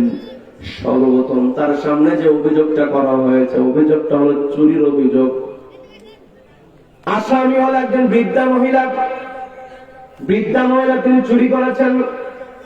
প্রশ্ন করা হলো, কি চুরি করা হয়েছে? বলে, রুটি তো চুরি করেছি, কয়েকটা রুটি আর একটা মধুর বোতল চুরি করেছি। বিচারক যখন বৃদ্ধা মহিলাকে দেখলেন, দেখার সঙ্গে সঙ্গে অবাক হয়ে গেলেন। কারণ মানুষের যখন বয়স হয়ে যায়, তখন মানুষ নিজেকে অপরাধ থেকে একটু গুটিয়ে নেওয়ার চেষ্টা করে। কি কথা বলেন? যুবক বয়সী রক্ত গরম থাকে। কি কথা বলেন? এই জন্য শয়তান উস্কানি দেয়। কি কথা বলেন? এই যুবকের ইবাদত আল্লাহর কাছে সবচাইতে প্রিয়। বৃদ্ধ বয়সী মরণের ভয় চলে আসে, কবরের ভয় চলে আসে, শরীরের শক্তি কমে যায়, চুলগুলো পেকে যায়, সিগন্যাল পড়ে যায় যে পৃথিবীতে অনেক দিন হয়ে গেছে, এই পৃথিবী ছেড়ে চলে যেতে হবে। এই যে চলে যাওয়ার একটা ভয় থাকার কারণে যারা বয়সে উপনীত হয়, তাদের মধ্যে অপরাধ করার প্রবণতা কমে যায়। বিচারক লক্ষ্য করলেন, কি ব্যাপার, বৃদ্ধা মহিলা এত বয়স, তিনি কেন চুরি করবেন? এইবার হলো চুরি মানায় না। প্রশ্ন করলেন, আপনি যে চুরি করেছেন, চুরি করার যে অপরাধ, এটা কি আপনার জানা আছে? বলে, হ্যাঁ জানা আছে। তারপর কেন চুরি করলেন? বৃদ্ধা মহিলা বলছেন, চুরি ছাড়া আমার উপায় ছিল না। আমি কয়েকদিন যাবৎ না খেয়ে আছি। আমি আমার ক্ষুধাকে, আমি কষ্ট হলেও ক্ষুধাকে চেপে রাখার চেষ্টা করেছি, নিজেকে আমি কন্ট্রোল করেছি। কিন্তু আমার ঘরে ছোট্ট ছোট্ট নাতি থাকার কারণে, তারা ছোট্ট মানুষ, ক্ষুধার যন্ত্রণাকে তারা সহ্য করতে পারে না। আমি আমার ওই নাতনিদেরকে দেখি নিজেকে আর নিয়ন্ত্রণ করতে পারি নাই। এখানে সেখানে গিয়েছি, কাজ করব, সে শক্তি তো আমার নাই। সহযোগিতা চেয়েছি, কেউ আমাকে সাহায্য করে নাই। আমি রুটির দোকানের সামনে গিয়েছি। রুটির দোকানের সামনে গিয়ে যখন দেখলাম দোকানদার অন্যমনস্ক হয়ে আছে, আমি চিন্তা করলাম, দেখি তো কয়েকটা রুটি আর মধু চুরি করে আমার নাতনিদের খাওয়াতে পারি কিনা। এই কথা চিন্তা করে আমি দোকান থেকে চুরি করতে গিয়েছি। কিন্তু চুরি করার তো আমার অভ্যাস নাই। তারপরে আমি যখন চুরি করতে গিয়েছি, অভ্যাস না থাকার কারণে আমি ধরা পড়ে গিয়েছি। আমি চুরি করতে চাই নাই, আমার নাতনিদের কষ্ট দেখে নিজেকে নিয়ন্ত্রণ করতে পারি নাই, যার কারণে আমি চুরি করতে বাধ্য হয়েছি। এই কথা বলার সঙ্গে সঙ্গে বিচারক বলছেন, আজকে নতুন করে আর কোনো কথা শোনা হবে না। আজকে আর নতুন করে কথা শোনা হবে না। আজকের জন্য আদালত এখানে মুলতবি করা হলো। আজকে আর নতুন করে শুনানি হবে না। আজকে কোনো ফয়সালা হবে না। ফয়সালা হবে আগামী দিনে। যেই দিন ফয়সালা দেব, সেই দিন যিনি খাদ্য প্রধান, শহরের খাদ্য প্রধানের দায়িত্বে যিনি আছেন, তাকেও থাকতে হবে। নগরের প্রধান যিনি, তাকেও থাকতে হবে। ধনাঢ্য ব্যক্তি যারা আছে তারাও থাকতে হবে। বিভিন্ন দায়িত্বশীল যারা আছে তাদেরকেও থাকতে হবে। এইভাবে তিনি অর্ডার করে দিলেন। পরবর্তীতে নির্ধারিত দিনে যখন সবাইকে নিয়ে আদালত বসানো হয়েছে, আদালতে বসার পরে সবাইকে লক্ষ্য করে তিনি বলছেন, নতুন করে আজকে শোনার আর কিছু নাই। আসামির সঙ্গে আমার কথা হয়ে গিয়েছে। আসামি তো নিজেই স্বীকারোক্তিমূলক জবানবন্দি দিয়েছে। তিনি চুরি করেছেন, অপরাধ স্বীকার করেছেন।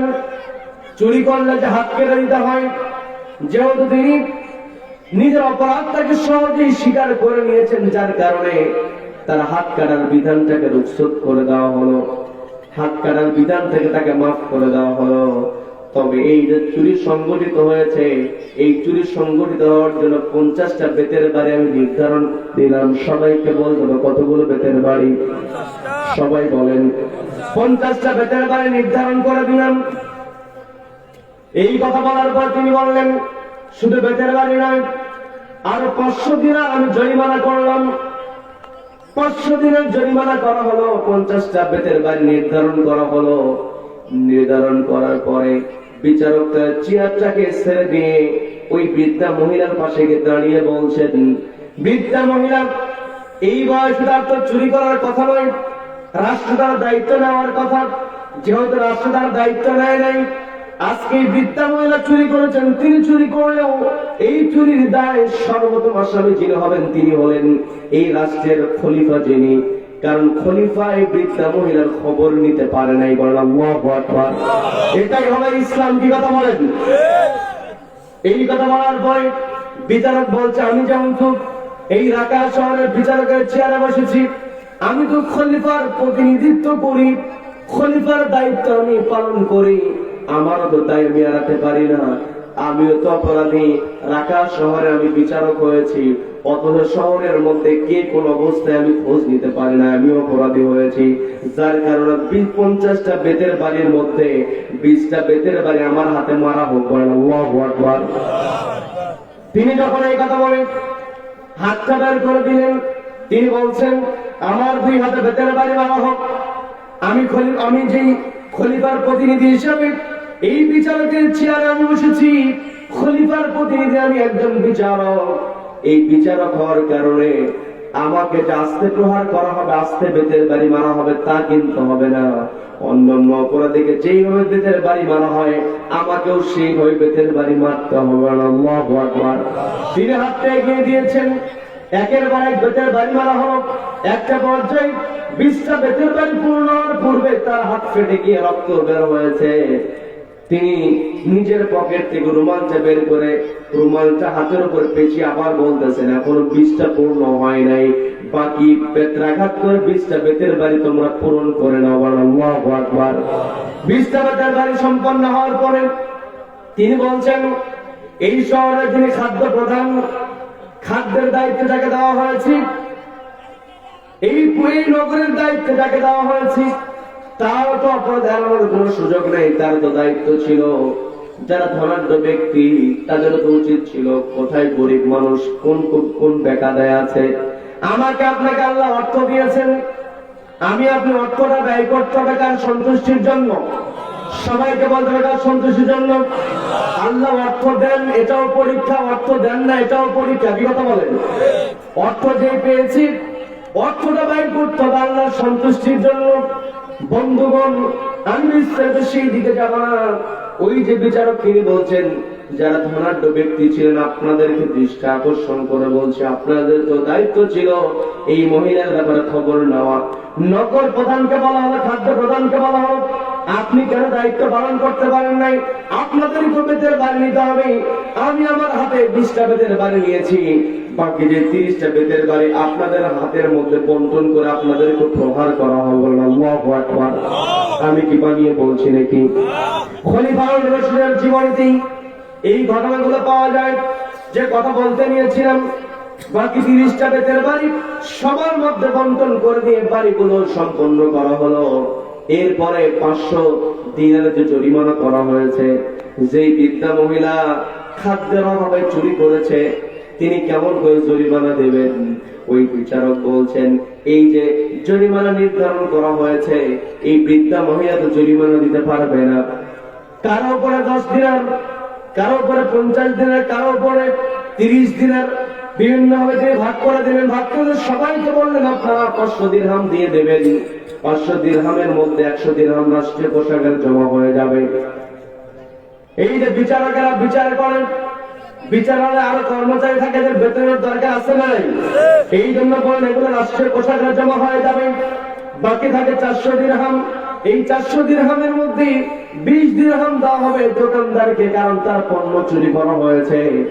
দোকানদারকে 20 দিরহাম দিয়ে দেওয়া হলো। বাকি যে 380 দিরহাম, এই 380 দিরহামের কথা ওই বিচারক বলছেন, এই 380 দিরহাম এই বৃদ্ধা মহিলাকে দেওয়া হবে আগামী 1 মাস পর্যন্ত, তিনি যেন তার নাতনিদেরকে নিয়ে পরিবারটা সুন্দর করে চালাতে পারেন। আল্লাহু আকবার। আল্লাহু আকবার। কারণ যারা বৃদ্ধ হবেন তাদের দায়িত্ব রাষ্ট্র নিয়ে নেবে। কি কথা বলেন? যারা বিকলাঙ্গ হবে, যারা পঙ্গু হবে, এদের দায়িত্ব রাষ্ট্র নেবে। কিন্তু আমার দেশে সিস্টেম আছে, কিন্তু বৃদ্ধের কাছে ভাতা পৌঁছাতে পৌঁছাতে, চাউল পৌঁছাতে বৃদ্ধের কাছে কিছুই থাকে না। আজকে যদি কোরআনের বিধান বাস্তবায়ন থাকতো, আমি আপনার প্রকৃত খেলাফতের দায়িত্ব পালন করতে পারতাম। তা'মুরুনা বিল মা'রুফ, সৎ কাজের আদেশ। আল্লাহ যেমন আমাকে আপনাকে বলেন, ইন্নাল্লাহা ইয়া'মুরু বিল আদল, ও আমার বান্দারা তোমাদেরকে অর্ডার দিচ্ছি তোমরা ন্যায় বিচার প্রতিষ্ঠা করো। আজকে আমার দেশে যদি ন্যায় বিচার প্রতিষ্ঠা থাকতো, তাহলে এই গরিব মানুষদেরকে, বৃদ্ধ মানুষদেরকে, বৃদ্ধা মহিলাদেরকে কষ্টে থাকতো হতো না। কথা বলেন, কি কথা বলেন? সম্মান দিন ইবাদত এই জন্য তিনি বঞ্চন করে বৃদ্ধা মায়েরকে বললেন, মা আপনাকে আগামী 1 মাসের জন্য এই 380 দিরহাম আপনাকে দিয়ে দেওয়া হলো। আপনি আপনার নাতনিদেরকে নিয়ে আপনি 1 মাস সংসার চালাবেন। আর আপনার কাছে ফরিয়াদ করে আমি যে আজকে দায়িত্বশীল হয়েছি, ঢাকা শহরের বিচারকের চেয়ারে বসেছি, এই চেয়ারে বসে যেহেতু আপনার খোঁজ আমি নিতে পারি নাই, যেহেতু আপনার খোঁজ না আমার দায়িত্ব ছিল, এই দায়িত্বটা আমাকে অবশ্যই পালন করতে হতো, কিন্তু আমি তো পালন করতে পারি নাই। এই যে আমার অপরাধ হয়েছে, আপনাকে কষ্ট করতে হয়েছে, এই অপরাধের কারণে আপনার কাছে আমি ক্ষমা চাই। আপনি যদি আমাকে ক্ষমা না করেন, আপনি যদি আমার নামে আল্লাহর কাছে অভিযোগ করেন, আল্লাহ তো আমাকে ক্ষমা করবেন না। বলেন না সুবহানাল্লাহ। তিনি মাপ চেয়ে নিলেন, মাপ চেয়ে বলছেন আগামী 1 মাস পরে আপনি এই জনপদের যিনি খলিফা, রাষ্ট্রের যিনি খলিফা, তার সঙ্গে আপনি সাক্ষাৎ করবেন। 1 মাস পরে যখন আপনি সাক্ষাৎ করবেন, তখন আপনার নাতনিদেরকে নিয়েও সাক্ষাৎ করবেন। এই যে সুন্দর করে কথা হচ্ছে জনগণের সঙ্গে, জনগণের চেয়ারে যারা বসে তারা যখন আল্লাহকে ভয় করে, এই যে বেতের বাড়ি বিচারক তার হাতের মধ্যে নিয়েছিলেন, একমাত্র কাকে ভয় করে? সবাইকে বলতে হবে কাকে ভয় করে। এই জন্য আমি আমার আলোচনার সূচনা যে সূরা আনফালের 2 নম্বর আয়াতে কারিমা তেলাওয়াত করেছি, সেই আয়াতে আল্লাহ মুমিন বান্দার 1 নম্বর বৈশিষ্ট্য বলছেন, ইযা যুকিরাল্লাহ, যখন আল্লাহর বান্দার সামনে, মুমিন বান্দার সামনে আল্লাহর নাম উচ্চারিত হবে, ওয়াজিলাত কুলুবুহুম, তার অন্তরটা কেঁপে উঠবে আল্লাহর ভয়ে। আজকে আমার দেশে যারা দায়িত্বশীলের ভূমিকায় আছে, দায়িত্বশীল চেয়ার করে যারা বসেছে, এই ব্যক্তিগুলো যদি আল্লাহকে ভয় করত, তাহলে দেশের মধ্যে কখন বিশৃঙ্খলা হতো না। কি কথা বলেন, কি কথা বলেন? সম্মানিত ভাইয়েরা, এই যে আমরা স্বাধীনতা অর্জন করেছি, আমাদের স্বাধীনতা এসেছে সর্বপ্রথম 1947 সালে, এরপরে এসেছে 71 সালে, এরপরে সর্বশেষ 24-এ যে অভ্যুত্থান হয়েছে, এর মধ্যে নতুন করে একটা স্বাধীনতা আমরা পেয়েছি। 47-এর স্বাধীনতায় পাকিস্তানকে আমরা হটিয়ে দিয়েছিলাম। কি কথা বলেন? 47-এ আমরা ব্রিটিশদেরকে হটিয়েছিলাম, 71 আমরা হটিয়েছি পাকিস্তানিদেরকে। কিন্তু আমার দেশের উপরে ভারতের আগ্রাসন চেপে বসেছিল। আমার দেশের চতুর্পাশে হচ্ছে ভারত, ভারতেরা চায় আমাদেরকে নিয়ন্ত্রণ করতে। কি কথা বলেন, কি কথা বলেন?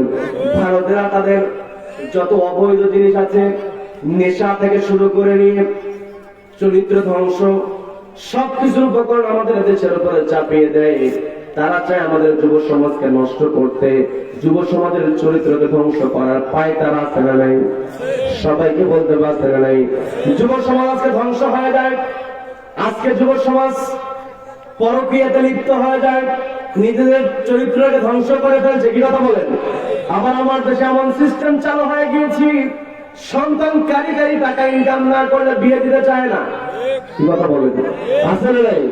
ওই ভারতীয়রা সব সময় চায় যুবকদের চরিত্র ধ্বংস হয়ে যাক, যার কারণে অশ্লীলতা সমাজের মধ্যে তারা ছড়িয়ে দেয়, নেশার দ্রব্যগুলো সমাজের মধ্যে তারা সহজ করে দেয়, যুবকদের চরিত্র ধ্বংস হয়ে যায়।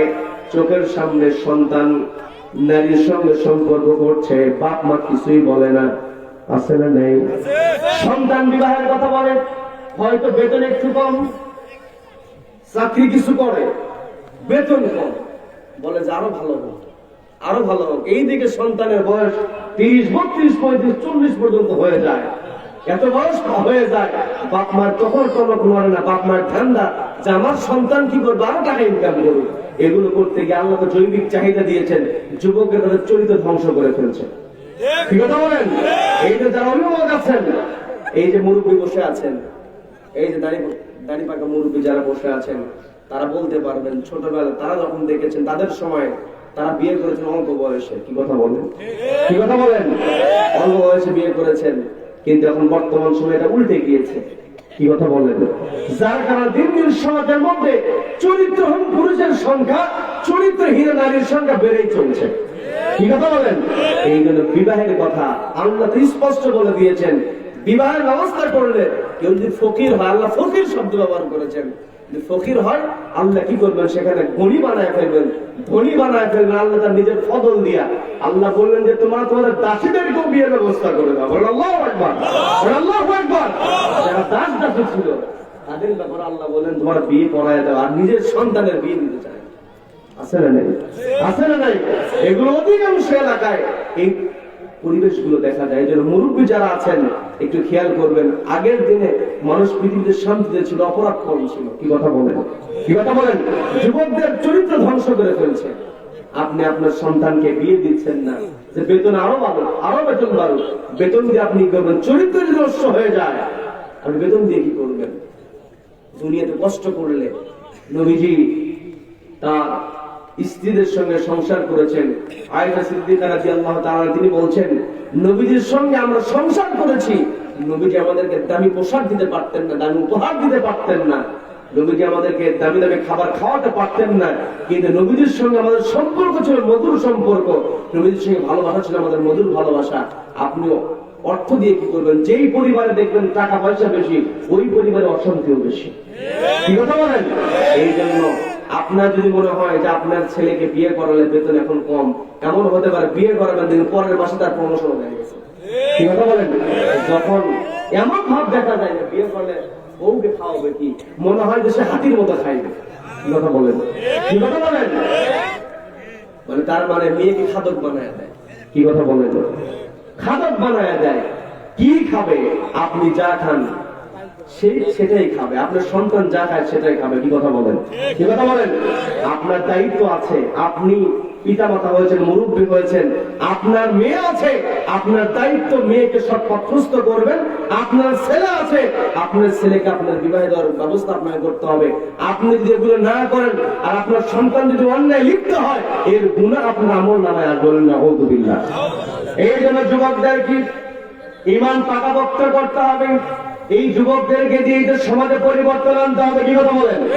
এখন যুবকের চরিত্র যদি ঠিক না থাকে, ওই যুবক কখনো তার মুরুনা বিল মারুফ, সৎ কাজের আদেশ দিতে পারবে না, ওয়া তানহাউনা আনিল মুনকার, অসৎ কাজে বাধা প্রদান করতে পারবে না।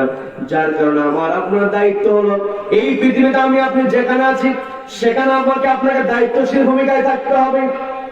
আমার আপনার দায়িত্ব হলো, আমাকে আপনাকে আল্লাহ রাব্বুল আলামিন সৃষ্টি করেছেন, আমি আপনি আল্লাহর শ্রেষ্ঠ সৃষ্টি। পৃথিবীতে যত সৃষ্টি আছে সমস্ত সৃষ্টির উপরে আমাকে আপনাকে সম্মানিত করেছেন কে? আল্লাহ বলেন, ওয়ালাকাদ কাররামনা বানি আদম, আমি আদম সন্তানকে সম্মানিত করেছি। আদম সন্তানের দায়িত্ব আছে, আদম সন্তানকে খেলাফতের ভূমিকায় থাকতে হবে, আদম সন্তানকে আল্লাহর ইবাদতের মধ্যে থাকতে হবে। মা একটু কানটা খাড়া করে বোঝার চেষ্টা করুন, আপনার সন্তানকে তো আপনি চান আমার সন্তান ভালো স্কুলে পড়ুক, আমার সন্তান ভালো রেজাল্ট করুক। এই যে 2-3 দিন আগে মেডিকেলের রেজাল্ট হয়ে গেছে। কি কথা বলেন? কি কথা বলেন? সবাই চায় তো আমার সন্তান ভালো কিছু করুক, ডাক্তার হোক, ইঞ্জিনিয়ার হোক, অবশ্যই দরকার। ডাক্তার ছাড়া চিকিৎসা কেমন করে করবে? কি কথা বলেন? ডাক্তার হবে, ইঞ্জিনিয়ার হবে, সচিব হবে, ব্যারিস্টার হবে, আমার আপনার সন্তান বড় বড় অফিসার হবে। অবশ্যই এগুলো আমাকে আপনাকে অবশ্যই সন্তানকে অফিসার বানাতে হবে, ঠিক আছে, কিন্তু সবার আগে সন্তানকে বুঝাতে হবে এই পৃথিবীতে যার যে অবস্থা, যার যে পরিচয় হোক না কেন, সবচাইতে বড় পরিচয় হলো সে কার গোলাম। সবাইকে বলতে হবে কার গোলাম। একটা কথা বুঝাই, ওই যে 1 মাস পর বৃদ্ধা মহিলাকে আসতে বলেছে, আপনারা মনে করতেন আমি ভুলে গেছি না, ভুলি নাই। শুনবেন নাকি? শুনবেন তো? সম্মানীয় ভাইরা, সেই দিকে যাবো। কথা প্রসঙ্গে যেহেতু চলে আসলো, আমাকে আপনাকে আল্লাহ রাব্বুল আলামিন পৃথিবীতে পাঠিয়েছেন। এই পৃথিবীতে আমি আপনি এসেছি, আমার আপনার দায়িত্ব হলো আমাকে আপনাকে আল্লাহর বান্দা হিসেবে প্রমাণ করতে হবে। এই পৃথিবীতে সবচাইতে বড় আল্লাহর বান্দা যিনি হলেন তিনি হলেন বিশ্বনবী জনাব মুহাম্মদুর রাসূলুল্লাহ। নবীজি ছিলেন সর্বশ্রেষ্ঠ রাসূল। নবীজি রাসূলদের রাসূল, আল্লাহু আকবার, আল্লাহু আকবার। নবীজি নবীদের নবী, আল্লাহু আকবার। সম্মানিত ভাইরা, অনেক লম্বা কথা, সেই দিকে যাব না। নবীজির ব্যাপারে আমরা যে শাহাদাত, আমরা যে ঘোষণা দিয়ে থাকি সেটা হলো ওয়া আশহাদু আন্না মুহাম্মাদান আবদুহু ওয়া রাসূলুহু। এই জায়গাটা আমাকে আপনাকে বুঝতে হবে। ওয়া আশহাদু আন্না মুহাম্মাদান আবদুহু ওয়া রাসূলুহু, এই জায়গাটা আল্লাহ তো বলতে পারতেন মুহাম্মাদার রাসূলুহু ওয়া আবদুহু। রাসূলুহু আল্লাহ আগে বলতে পারতেন, কিন্তু আল্লাহ তা করলেন না। আল্লাহ বললেন মুহাম্মাদান আবদুহু ওয়া রাসূলুহু। নবীজি আগে আল্লাহর গোলাম, তারপরে রাসূল। কি কথা বলেন, কি কথা বলেন? তার মানে এই পৃথিবীতে আমার আপনার সবচেয়ে বড় পরিচয় হলো আমি আপনি আল্লাহর গোলাম। আল্লাহর গোলামি আমাকে আপনাকে করতে হবে। আমি আপনি আল্লাহর গোলামি করতে হবে। আমাকে আপনাকে একটি কিতাবকে মেনে চলতে হবে। সেই কিতাবের নাম কি? সবাইকে বলতে সেই কিতাবের নাম কি? আমি আপনি এই কোরআনকে যদি মেনে চলতে পারি, কোরআনের শিক্ষা যদি আমার আপনার ভিতরে থাকে, তাহলে আমি আপনি এই পৃথিবীর আল্লাহর গোলাম হতে পারবো। যে ডাক্তারের মধ্যে কোরআনের শিক্ষা আছে, যে ডাক্তারের মধ্যে জবাবদিহিতার শিক্ষা আছে, ওই ডাক্তার প্রকৃত ডাক্তার হবে। আর যার ভিতরে কোরআনের শিক্ষা নাই, জবাবদিহিতার শিক্ষা নাই, আল্লাহর ভয় যার ভিতরে থাকবে না, ওই ডাক্তার ডাক্তার থাকবে না, সে কসাই হয়ে যাবে। কথা বলেন ঠিক কিনা? যে ইঞ্জিনিয়ার অন্তর আল্লাহর ভয় লালন করবি, জবাবদিহিতার ভয় যার ভিতরে থাকবে, এই যে কবরস্থানের উন্নতি করবি, এই কবরস্থানে যেতে হবে, এই চিন্তা যে ইঞ্জিনিয়ারের মধ্যে আছে, সেই ইঞ্জিনিয়ার কখনো রডের বদলে বাঁশতে বিল্ডিং করবে না। কি কথা বলেন? আমার যে রডের বদলে বাঁশতে বিল্ডিং করে ইঞ্জিনিয়ার আছে না নাই? এমন ঠিকাদার আছে না নাই? এই জন্য আমি আপনাকে বলছি, আপনার সন্তানকে আপনি ইঞ্জিনিয়ার বানান, আপনার সন্তানকে আপনি ডাক্তার বানান, আপনার সন্তানকে আপনি ফিজিক্স পড়ান, কেমিস্ট্রি পড়ান, ম্যাথ পড়ান, বায়োলজি পড়ান। আপনি আপনার সন্তানকে ইংরেজি ভালো করে পড়ান, অবশ্যই পড়াবেন, কিন্তু আপনার সন্তানকে সবার আগে কোরআনের শিক্ষা দিতে হবে। কোরআনের শিক্ষাটাই হলো ভয় করতে হবে কাকে? সবাইকে বলতে ভয় করতে হবে কাকে? সন্তানকে আল্লাহর ভয় শিক্ষা দিতে হবে। ওই সন্তান যখন সচিবালয়ে যাবে, সে আল্লাহকে ভয় করবে, কিন্তু সন্তানের ভিতরে যদি আল্লাহর ভয় না থাকে, ওই সচিবালয়ের সচিব নিজেকে বাঁচানোর জন্য সচিবালয়ে আগুন লাগাই দেবে। কি কথা বলেন, কি কথা বলেন? কারণ সে চাইবে নথিগুলোকে কেমন করে পুড়ে ফেলা যায়, কারণ নথিগুলোর সামনে চলে আসলে তাকে বিচারের মুখোমুখি হতে হবে। কি কথা বলেন? ও দুনিয়ার বিচারকে ভয় করে, কিন্তু আখিরাতের বিচারকে যদি সে ভয় করত, নামাজের মধ্যে আমি আপনি বলি মালিক ইয়াউমিদ্দিন, আল্লাহ বিচার দিনের মালিক। কিয়ামতের দিনে আল্লাহ আমাকে আপনাকে দাঁড় করাবেন। এই পৃথিবীতে আমি আপনি যা কিছু করছি সবকিছু হিসাব আল্লাহ নেবেন কি নেবেন না? কিরামান কাতিবিনা ইয়ালামুনা মা তাফআলুন, আমি আপনি যা কিছু করছি সবকিছু লিপিবদ্ধ হচ্ছে। মা ইয়ালফিযু মিন কাওলিন ইল্লা লাদাইহি রাকীবুন আতীদ, এমন কোন শব্দ নাই যে শব্দগুলো রেকর্ড হয় না। বলেন আল্লাহু আকবার। পর্দার মা বোনেরা, কানটা একটু খাড়া করেন। আপনারা তো সুমাইয়ার উত্তরসূরি, আপনারা তো হলেন খাদিজা রাদিয়াল্লাহু তাআলার উত্তরসূরি, আপনারা হলেন আয়েশার উত্তরসূরি, আপনার মায়ের মারিয়ামের উত্তরসূরি, আপনারা হলেন আসিয়ার উত্তরসূরি। এই পৃথিবীতে আপনাদেরকে অবদান রাখতে হবে। নারীদের অবদান না থাকলে সমাজকে কখনো আমরা পরিবর্তন করতে পারবো না। কথা বলেন ঠিক কিনা? নারীদেরকে এগিয়ে আসতে হবে। নারীদেরকে আল্লাহ ইকিমনাস সালাত, নামাজ কায়েমের কথা বলেছেন। ওয়া আতিনাজ যাকাত, যাকাত প্রতিষ্ঠার জন্য নারীদেরকে বলা হয়েছে। আমি বানিয়ে বলছি না, পবিত্র কোরআনের 33 নম্বর সূরা, সবাইকে বলবেন কত নম্বর সূরা? সবাই বলেন কত নম্বর সূরা? 33 নম্বর সূরা, সূরা হাজরের 33 নম্বর আয়াত। মা বোনদের দৃষ্টি আকর্ষণ করে বলছি, বাড়িতে যদি আপনার বাংলা কোরআন শরীফ থাকে, আপনি সেখানে শুধুমাত্র অনুবাদ করে করে দেখবেন। 33 নম্বর সূরা 33 নম্বর আয়াত আপনাদের মনে থাকতেও সুবিধা হবে। আল্লাহ স্পষ্ট নারীদেরকেও বলে ভাই ইকিমনাস সালাত, নামাজ কায়েমের জন্য তোমাদেরকেও চেষ্টা করতে হবে। বিধানটা কার?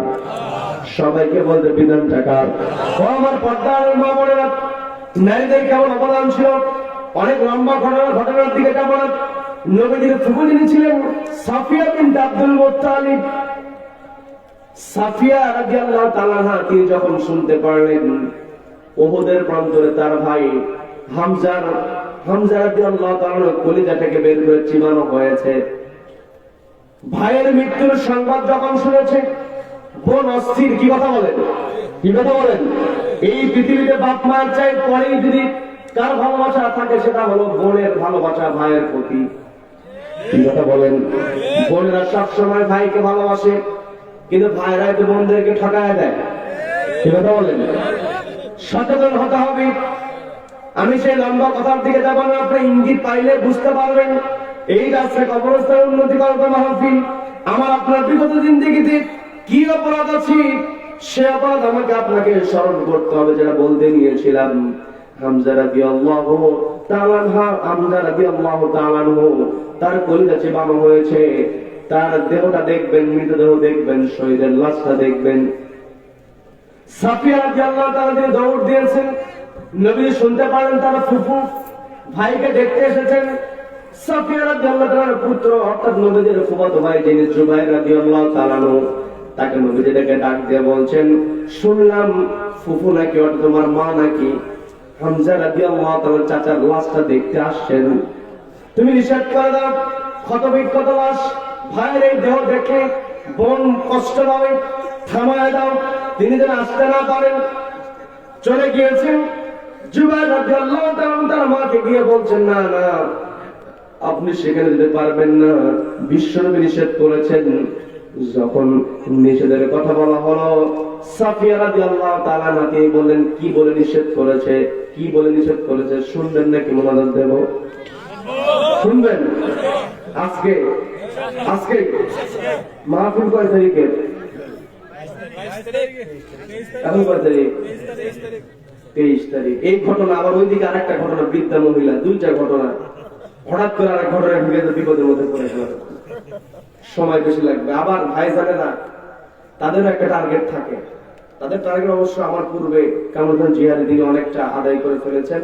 আমার মাহফিল বেশি দীর্ঘ করব না, জালসা দীর্ঘ রাত্রি পর্যন্ত চলবে না, এটা খুব ভালো কথা। বলি আলহামদুলিল্লাহ, বলি আলহামদুলিল্লাহ। একটু জিকির করি, লা ইলাহা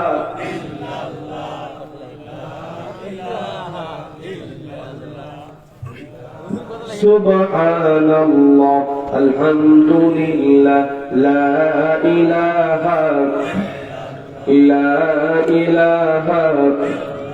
সুবহানাল্লাহ আলহামদুলিল্লাহ লা ইলাহা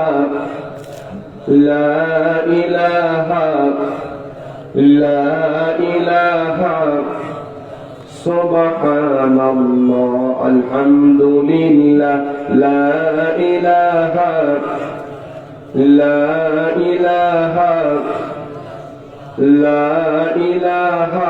ইল্লাল্লাহ সুবহানাল্লাহ আলহামদুলিল্লাহ লা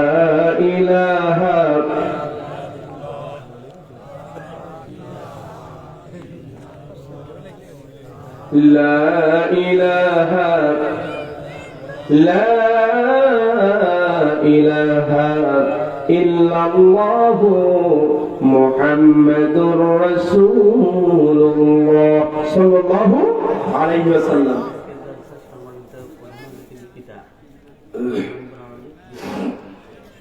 নারে তাকবীর, নারে তাকবীর। আজকের মাহফিলের প্রধান অতিথি জনাব মোহাম্মদ আব্দুর রউফ ভাইয়ের পিতা সুলাইমান প্রামাণিক 20,000 টাকা, বলেন মারহাবা মারহাবা। আল্লাহ কবুল করেন, বলেন আমিন। যিনি অসুস্থ রব্বুল আলামিন তাকে সুস্থ দান করে দিন, বলেন আমিন। আমার আরেকজন ভাই, আচ্ছা একজন মা 500 টাকা দেন, জাহেদা খাতুন, তার স্বামী মারা গিয়েছে। আচ্ছা স্বামী মারা গিয়েছে, জাহেদা মা তার স্বামীর জন্য দোয়া চেয়েছেন, আল্লাহ তার স্বামীর জিন্দেগির গুনাহ মাফ করে দিন, কবরটাকে জান্নাতের সঙ্গে আল্লাহ সংযুক্ত করে দিন, বলেন আমিন।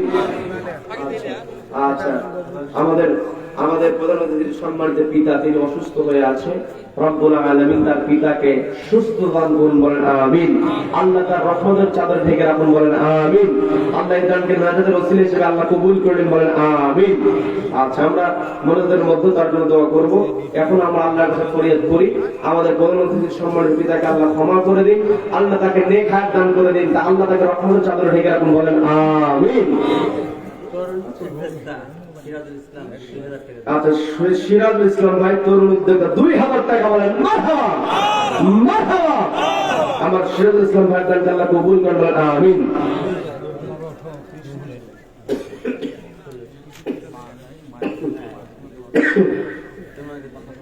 আচ্ছা, আমাদের ভাইয়ের নাম হচ্ছে সাইফুদ্দিন শাহিন ভাই, আচ্ছা প্রধান অতিথি। আচ্ছা, কত সেকেন্ড 10,000 টাকা, বলেন মারহাবা জোরে বলেন মারহাবা। আল্লাহ শাহিন ভাই দানকে কবুল করেন, বলেন আমিন। আচ্ছা, মা মারা গিয়েছেন, যাই মা হারিয়েছে সে বলছে আল্লাহ তার মায়ের জিন্দেগির গুনাহ মাফ করে দিয়ে কবরটাকে জান্নাতের সঙ্গে সংযুক্ত করে দিন, বলেন আমিন। আল্লাহ তার দানকে নাজাতের ওসিলা হিসেবে কবুল করে দিন, বলেন আমিন। আচ্ছা, প্রধান অতিথির ভাই রুহুল আমিন ভাই 1500 টাকা, বলেন মারহাবা। রুহুল আমিন ভাই দানকে আল্লাহ কবুল করেন, বলেন আমিন। আচ্ছা, কালাম ভাই 500 টাকা, বলেন মারহাবা। একটু জোরে বলেন মারহাবা। আল্লাহ দানগুলোকে কবুল করেন, বলেন আমিন। আচ্ছা, ইদ্রিস আলী মাস্টার 1000 টাকা, বলেন মারহাবা।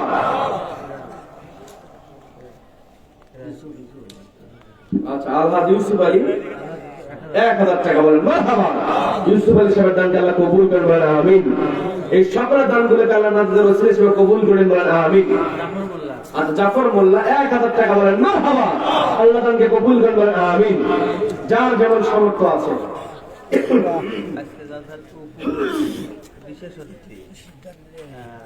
ইউসুফ আলী মাস্টার 10,000 টাকা, নারায়ে তাকবীর নারায়ে তাকবীর।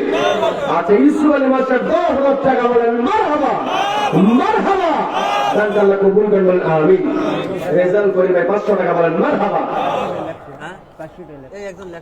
আচ্ছা, আচ্ছা, নগদে 600 টাকা, 400 টাকা বাকি মুরব্বী। আচ্ছা, মোহাম্মদ আমার ছেলে মোহাম্মদের কাছে 1000 টাকা নগদে 600 টাকা 400। আল্লাহ দানকে কবুল করেন, বলেন আমিন। কারো কাছে না থাকলে আপনার নাম লেখান, আমার আপনার এই কবরস্থানে যেতে হবে। যত সম্পত্তি আমরা করি না কেন সব কিছু রেখে আমাকে আপনাকে ওই কবরে চলে যেতে হবে। কাজেই দিলটাকে নরম করেন, এই পৃথিবীতে চূড়ান্ত জায়গা।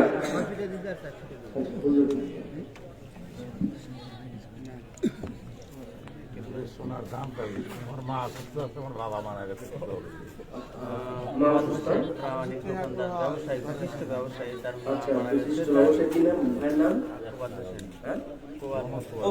ভাই তার মায়ের জন্য। আচ্ছা, মা বেঁচে আছে, বাবা মারা গিয়েছে। আচ্ছা, আল্লাহ তার বাবার জিন্দেগির গুনাহ মাফ করে কবরটাকে জান্নাতের সঙ্গে সংযুক্ত করে দিন, বলেন আমিন। আচ্ছা, নগদে 100 টাকা দিয়েছেন, এটা কি সোনা? আচ্ছা, সোনা দিয়েছেন। আচ্ছা, সোনা, আচ্ছা, ধান তাবিজ বলা হয়। আল্লাহ তার দানকে নাজাতের ওসিলা হিসেবে কবুল করেন, বলেন আমিন। আল্লাহ তার মাকে নেক হায়াত দারাজ করে দিন, বলেন আমিন। আল্লাহ তার পরিবারকে রহমতের চাদরে ঢেকে রাখুন, বলেন আমিন। আর এটা দ্রুত করেন, কাজ অনেক হয়ে গিয়েছে। আমরা আলোচনা শেষের দিকে চলে এসেছি, কিছু কথা আমাদের বাকি আছে, আমরা সেটা শুনবো। দানের ব্যাপারটা থেকে। আচ্ছা, আরেকজন ভাই কি নাম? আরিস কাকা 500 টাকা, বলেন মারহাবা। আরিস কাকার দানকে আপনি কবুল করেন, বলেন আমিন। ও জাফর, ওই জিনিসটা তোমার দায়িত্ব ছেড়ে দিবি। আচ্ছা, আদামুল দান 100 টাকা। আচ্ছা, এটা আরেকজন আরিস। আচ্ছা, আরেকজন আদামুল ধান 100 টাকা, বলেন মারহাবা। আচ্ছা, আরিস কাকার দানকে আল্লাহ কবুল করেন, বলেন আমিন। আচ্ছা, কবরস্থানে মাটির প্রয়োজন। আচ্ছা, ট্রাকে মাটির প্রয়োজন হবে কবরস্থান। আচ্ছা, মিন্টু ভাই নারায়ে তাকবীর নারায়ে তাকবীর। মিন্টু ভাই 1 ট্রাক মাটি, বলেন মারহাবা। মিন্টু ভাই দান আল্লাহ কবুল করেন, বলেন আমিন। এইরকম 1 ট্রাক 2 ট্রাক 5 ট্রাক যে যা পারে না। আরে মাটি থেকে রুহুল আমিন ওই তো সেটা বলছি। আচ্ছা, রুহুল আমিন 500 টাকা, বলেন মারহাবা। তার মানে 1 ট্রাক মাটির দাম আছে কত? 2000 টাকা। যারা পারেন এই কবরস্থানে, এটাই আমার মুরব্বির নামটা কি? আচ্ছা, হেলাল মুন্সি 500 টাকা, বলেন মারহাবা। দাম জানা কবুল করেন। আদর করা মানে 300 টাকা নগদ 1 ট্রাক মাটি। আজম প্রামাণিক মারহাবা মারহাবা। আজম প্রামাণিক 1 ট্রাক মাটি নগদ 300 টাকা দান আল্লাহ কবুল করেন বলেন আমিন। এইরকম করে 1 ট্রাক 2 ট্রাক মাটি যারাই দিবেন রওশন প্রামাণিক 500 টাকা বলেন মারহাবা। আচ্ছা ছেলের জন্য দোয়া আছে আল্লাহ তার ছেলেকে কবুল করেন বলেন আমিন। আচ্ছা মিন্টু ভাই 1 ট্রাক মাটি লেখেন। আচ্ছা জাহাঙ্গীর ভাই বোন মিলে আচ্ছা 1000 টাকা। আচ্ছা জাহাঙ্গীর ভাই বোন মিলে 1020 টাকা দিয়েছে। মায়ের জন্য 10। আচ্ছা তার মায়ের জন্য দোয়া চাই আল্লাহ তার মাকে ক্ষমা করে দেন বলেন আমিন। দানটা আল্লাহ কবুল করেন বলেন আমিন। আব্দুর রহিম ভাই 500 টাকা বলেন মারহাবা। রহিম ভাইয়ের দানটা আল্লাহ কবুল করেন বলেন আমিন। আচ্ছা আব্দুল আলিম না? আচ্ছা শাহিন শাহিন 1000 টাকা 1 মন ধান বলেন মারহাবা। শাহিন ভাইয়ের দানটা আল্লাহ কবুল করেন বলেন আমিন। মা মারা গেছে মাকে আল্লাহ ক্ষমা করে জান্নাতের সঙ্গে তার কবরটাকে যুক্ত করে দেন বলেন আমিন। আচ্ছা মিয়া 500 টাকা। তারা 500 টাকা তারা ফারদান কালা কবুল করেন বলেন আমিন। আল্লাহ সকলের আয় রোজগার বরকতে ভরপুর করে দেন বলেন আমিন। আব্দুল সালাম গোল্লা 1000 টাকা। আব্দুল সালাম বললা ভাই 1000 টাকা 1 টাকা মাটি। 1 ট্রাক মাটি মারহাবা মারহাবা।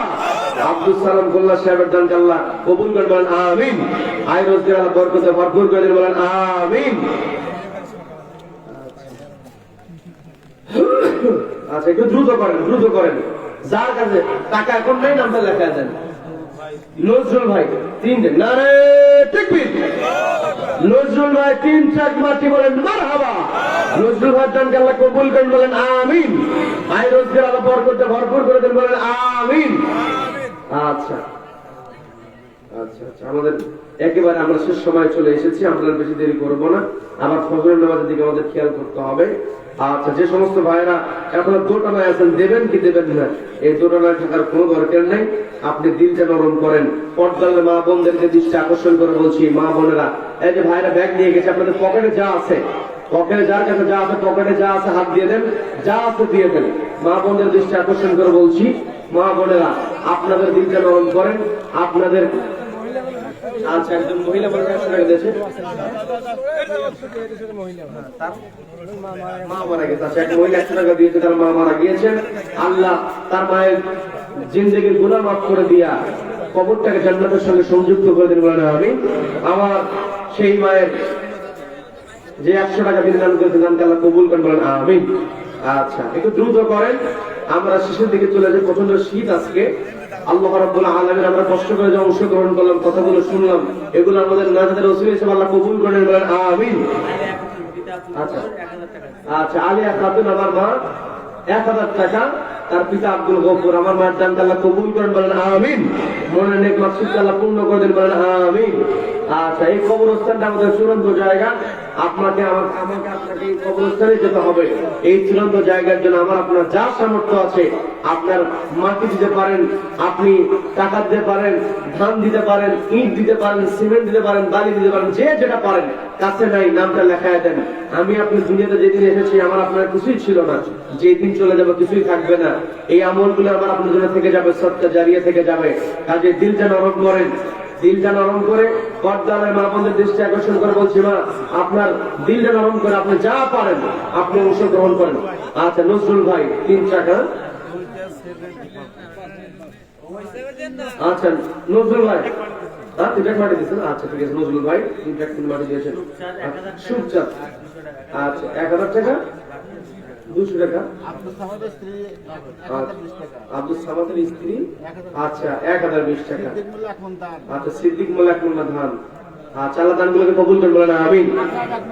আকরাম ভাই 1 মন ধান বলেন মারহাবা। আচ্ছা ভাই এটা 1000 আচ্ছা সুপচাঁদ আচ্ছা 1000 টাকা বাকি, নগদ 200 টাকা বলেন মারহাবা। আচ্ছা আচ্ছা মা বোনদের মধ্যে থেকে 1 ব্যাগ টাকা বলেন মারহাবা মারহাবা। মা বোনদের দানগুলোকে আল্লাহ কবুল করেন বলেন আমিন। আয় রোজগার আল্লাহ বরকতে ভরপুর করে দেন বলেন আমিন। আচ্ছা একটু দ্রুত করেন। আচ্ছা সিমেন্ট পাইলাম না কারো কাছ থেকে, আমি 1 বছর সিমেন্ট 5 বছর সিমেন্ট কয়েকজন ভাইকে দেন সিমেন্ট দেন, কারণ কাজ শুরু করতে হবে। কাজ শুরু করতে ইটা দিতে পারেন, সিমেন্ট দিতে পারেন, কাজ করতে হবে না, কাজ শুরু করতে হবে। সিমেন্ট দেন, ইট দেন, যাই যেমন পারেন, যাই যেমন পারেন। 2 বস্তা পারেন, 3 বস্তা পারেন, 5 বস্তা পারেন, 1 বস্তা পারেন, নামটা লেখায় দেন। নামটা লেখা দেন, আল্লাহ অবশ্যই ব্যবস্থা করে দেবেন। আল্লাহ আমাদের সকলকে কবুল করেন, বলেন আমিন, বলেন আমিন। সেলিম পিতা আফগানি সেলিম ভাই 2000 টাকা, পিতা আবু হানিফ সেলিম ভাই 2000 টাকা, বলেন মারহাবা। সবুজ ভাইয়ের নাম্বার 500 টাকা, বলেন মারহাবা। সবুজ ভাইয়ের নাম্বার দানকে আল্লাহ কবুল করেন, বলেন আমিন। আয় রোজগার আল্লাহ বরকতে ভরপুর করে দেন, বলেন আমিন। আচ্ছা, একটু দ্রুত করেন। সিমেন্ট পাইলাম না কিন্তু কারোর কাছ থেকে। সিমেন্ট আলহাজ ভাই 1 বস্তা সিমেন্ট, বলেন মারহাবা। আলহাজ ভাই দানকে আল্লাহ কবুল করেন, বলেন আমিন। 1 বস্তা সিমেন্ট, কি নাম? ইসলাম ফকির 1 বস্তা সিমেন্ট, বলেন মারহাবা। ইসলাম বারদান আল্লাহ কবুল করেন, বলেন আমিন। কি বলেন? রওশন ভাই, রওশন প্রামাণিক 1 বস্তা সিমেন্ট, বলেন মারহাবা। ভাইরা একটু বলেন, পর্দার মা বলেন, আপনারা নিয়োগ করতে পারেন, নামটা লেখা দেন। 1 বস্তা, 2 বস্তা, 5 বস্তা, যাই যা পারেন এই সিমেন্ট আপনি কবরস্থানের জন্য দিয়ে দেন। আল্লাহ আমাদেরকে কবুল করুন, বলেন আমিন, আমিন। আচ্ছা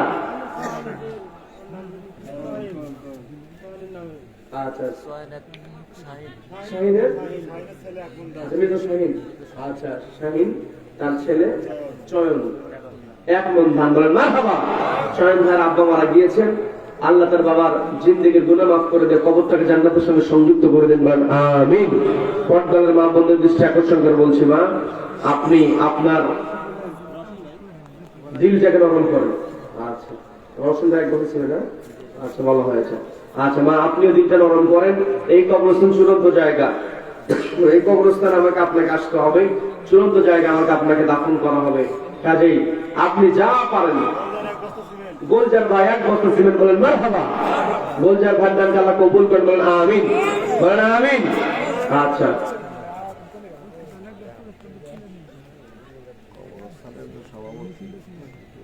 আচ্ছা, কবরস্থানের সভাপতি না? ফুলচাঁদ মিয়া 500 টাকা, বলেন মারহাবা। আচ্ছা, কবরস্থানের সভাপতি সাহেব না? আচ্ছা, আলহাজ গোলজার হোসেন সাহেব কোথায়? মুরব্বী কই? কোথায় বলেন? মুরব্বীটা ঢেকে রাখছেন। মুরব্বী না, মুরব্বী মনোযোগ দিয়ে আলোচনা শুনছে, আমি তো গিয়ে বলছি। আচ্ছা, কেজিআর আছে, সভাপতি আছে, একটু দ্রুত করেন, আমাদের মনোযোগে চলে যেতে হবে। আবার বেশি দেরি করবো না, আবার যুবক ভাইরা ঘটনাও শুনতে চায়। কোন দিকে যায়, সময় কম, দ্রুত করেন।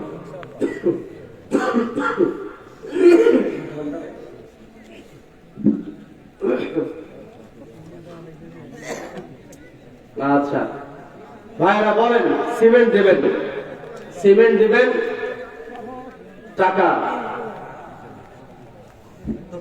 আগে তফিস প্রামাণিক 1 মণ ধান, বলেন মারহাবা।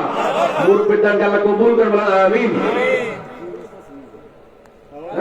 সভাপতি ভক্ত করে করে ওরা একটু আছে অবস্থা। এই 2 বছর সিমেন্টের জন্য আপনার নাম বললাম। আচ্ছা আচ্ছা, আমাদের সভাপতি সাহেব 2 বছর সিমেন্ট, বলেন মারহাবা। মুরব্বির দানকে আল্লাহ কবুল করেন, বলেন আমিন। আয়ের রোজগার বরকতে ভরপুর করেন, বলেন আমিন। আর ভবিষ্যতে বেশি বেশি দেওয়ার তৌফিক আল্লাহ দান করুন, বলেন আমিন। কেশিয়ার সাহেব কোথায় বলেন? আনিসুর রহমান কেশিয়ার সাহেব, একটু দ্রুত বলেন। আচ্ছা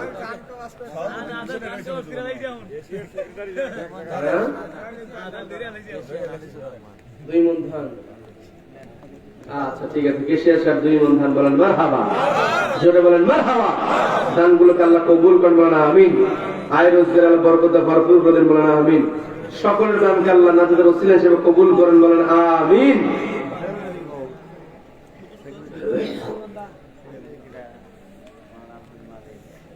আচ্ছা আচ্ছা, একটু দ্রুত করেন। শামসুল ভাই, হ্যাঁ শামসুল ভাই 2 বস্তা সিমেন্ট, বলেন মারহাবা। জোরে বলেন মারহাবা। শামসুল ভাই দানকে আল্লাহ কবুল করেন, বলেন আমিন।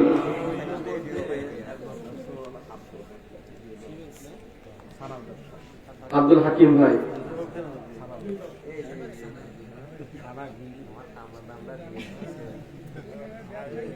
না খুব কষ্ট করছেন না ভাই। আব্দুল হাকিম ভাই মাহফিলের জন্য খুব কষ্ট করেছেন, আমি অবশ্যই অবশ্যই। আচ্ছা, কই কই দ্রুত করেন, বলার আগে বলে ফেলেন, বলার আগে বলে ফেলেন। আচ্ছা আপনারা বলেন, সিমেন্ট সিমেন্ট দিবেন মাটির অনেক প্রয়োজন, কয়েক ট্রাক হয়েছে মাত্র, মাটি দিবেন এমন কে আছে একটু বলেন। পর্দালের মা বোনদের মধ্যে যে সিমেন্ট, আপনারা টাকা, মাটি যেটাই পারেন, মা বোনদের দৃষ্টি আকর্ষণ করে বলছি, সাহেব আলী ভাই এক কথা সিমেন্ট বলেন মারহাবা, বলেন মারহাবা। সাহেব আলী ভাই দানকে আল্লাহ কবুল করেন, বলেন আমিন। আই রোজগার আল্লাহ বরকত ভরপুর করে দিন, বলেন আমিন। সেলিম ভাই এক বছর সিমেন্ট বলেন মারহাবা। সেলিম ভাই দানকে আল্লাহ কবুল করেন, বলেন আমিন। আচ্ছা, আর কি দ্রুত বলেন।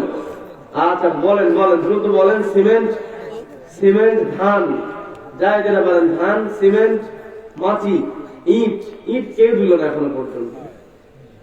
অল্প যা পারেন, আপনি যা পারেন তাই দিবেন। 1000 ইট দিতে পারেন, 500 ইট দিতে পারেন, কোনো সমস্যা নেই। ওবায়দুল হাসান রাঙ্গা ভাই 2 বছর সিমেন্ট বলেন মারহাবা। রাঙ্গা ভাই দান আল্লাহ কবুল করেন, বলেন আমিন। আচ্ছা, আর দেরি না করি, একটু দ্রুত বলেন, দ্রুত বলেন। আচ্ছা, দ্রুত বললে আমরা দ্রুত মনোযোগ দিকে দিতে পারবো। কথা শোনা লাগবে না? আচ্ছা ইনশাআল্লাহ। হ্যাঁ মিন্টু ভাই, হ্যাঁ আচ্ছা লিখেছেন। মিন্টু ভাই দান আল্লাহ কবুল করেন, বলেন আমিন। আচ্ছা, আর কে আছে একটু দ্রুত করেন, দ্রুত করেন, দিলটা নরম করেন। চূড়ান্ত জায়গা আমার আপনার বাড়িঘর তৈরির জন্য আমি আপনি কত সুন্দর টাইলস, নিজে পছন্দ হলে সাথে আরেকজনের দিতে, ভাই দেখো তো কোনটা নিলে ভালো হয়। হ্যাঁ, ঘর সাজানো, যেই ঘর ছেড়ে চলে যেতে হবে, মরার সাথে সাথে ঘর থেকে বের করে দিবে, ওই ঘরের মধ্যে রাখবে না। যেই ঘরে মারা গেছে ওই ঘরে 3-4 দিন কেউ ভয় যায় না। তার মানে আমি আপনি ঘর সুন্দর করি না কেন, ওই ঘরে আমাকে আপনাকে কেউ রাখবে না। চূড়ান্ত কবরস্থান, এটাই চূড়ান্ত জায়গা। দিলটা নরম করেন, দিলটা নরম করে যার যেমন সামর্থ্য, সিমেন্ট, টাকা, ইট, বালি, মাছি, যাই যেটা পারেন। আচ্ছা, অনেকে জোটানো আছে, নাম বলবেন কি বলবেন না, এরকম জোটানো না থেকে 500 পারেন, 1000 পারেন, একটা সিমেন্ট, 2টা সিমেন্ট, যা পারেন বলে ফেলেন।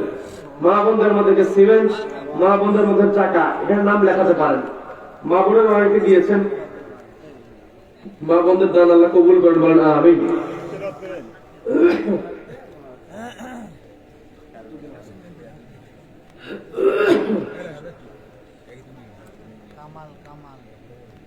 আচ্ছা বলেন, একেবারে শেষ সময় কয়েকজনকে তার শেষ সময়। কামাল ভাই 1000 টাকা বলেন মারহাবা। আরেকজন ভাই সাইফুল ইসলাম ভাই 500 টাকা বলেন মারহাবা। কামাল ভাই 1000 টাকা, কামাল ভাই দান আল্লাহ কবুল করেন, বলেন আমিন।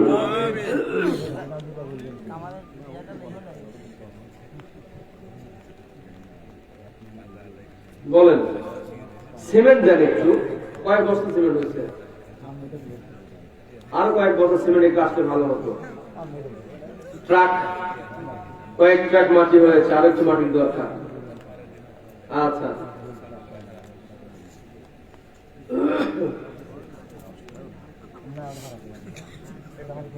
আচ্ছা বলেন, একেবারে থেমে গেলেন যে, বলেন। মা বোনদের মধ্যে এখন সিমেন্টের নাম আসতেছে না, মা বোনদের দৃষ্টি আকর্ষণ করে বলছি। আচ্ছা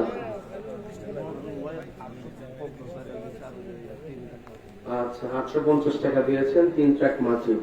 নজরুল ইসলাম ভাই বলেন মারহাবা। আচ্ছা, দান আল্লাহ কবুল করেন, বলেন আমিন।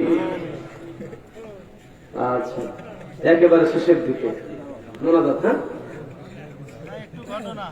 ঘটনা, ঘটনা শুনলে তেলাওয়াত হবে না, তেলাওয়াত হলে ঘটনা হবে না। এখন কি করবেন সেটা বলেন।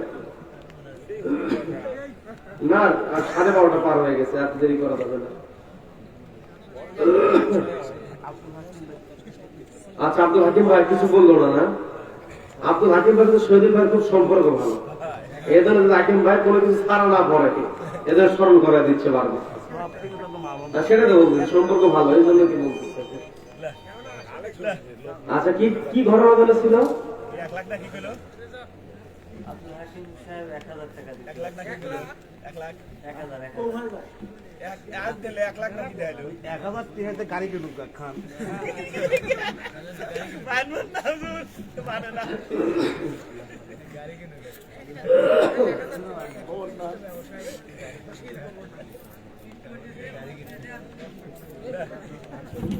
আব্দুল হাকিম ভাই বল একটু ভালো করে বল। না, অত বললে আর ওটা আবার নাই হয়ে যাবে।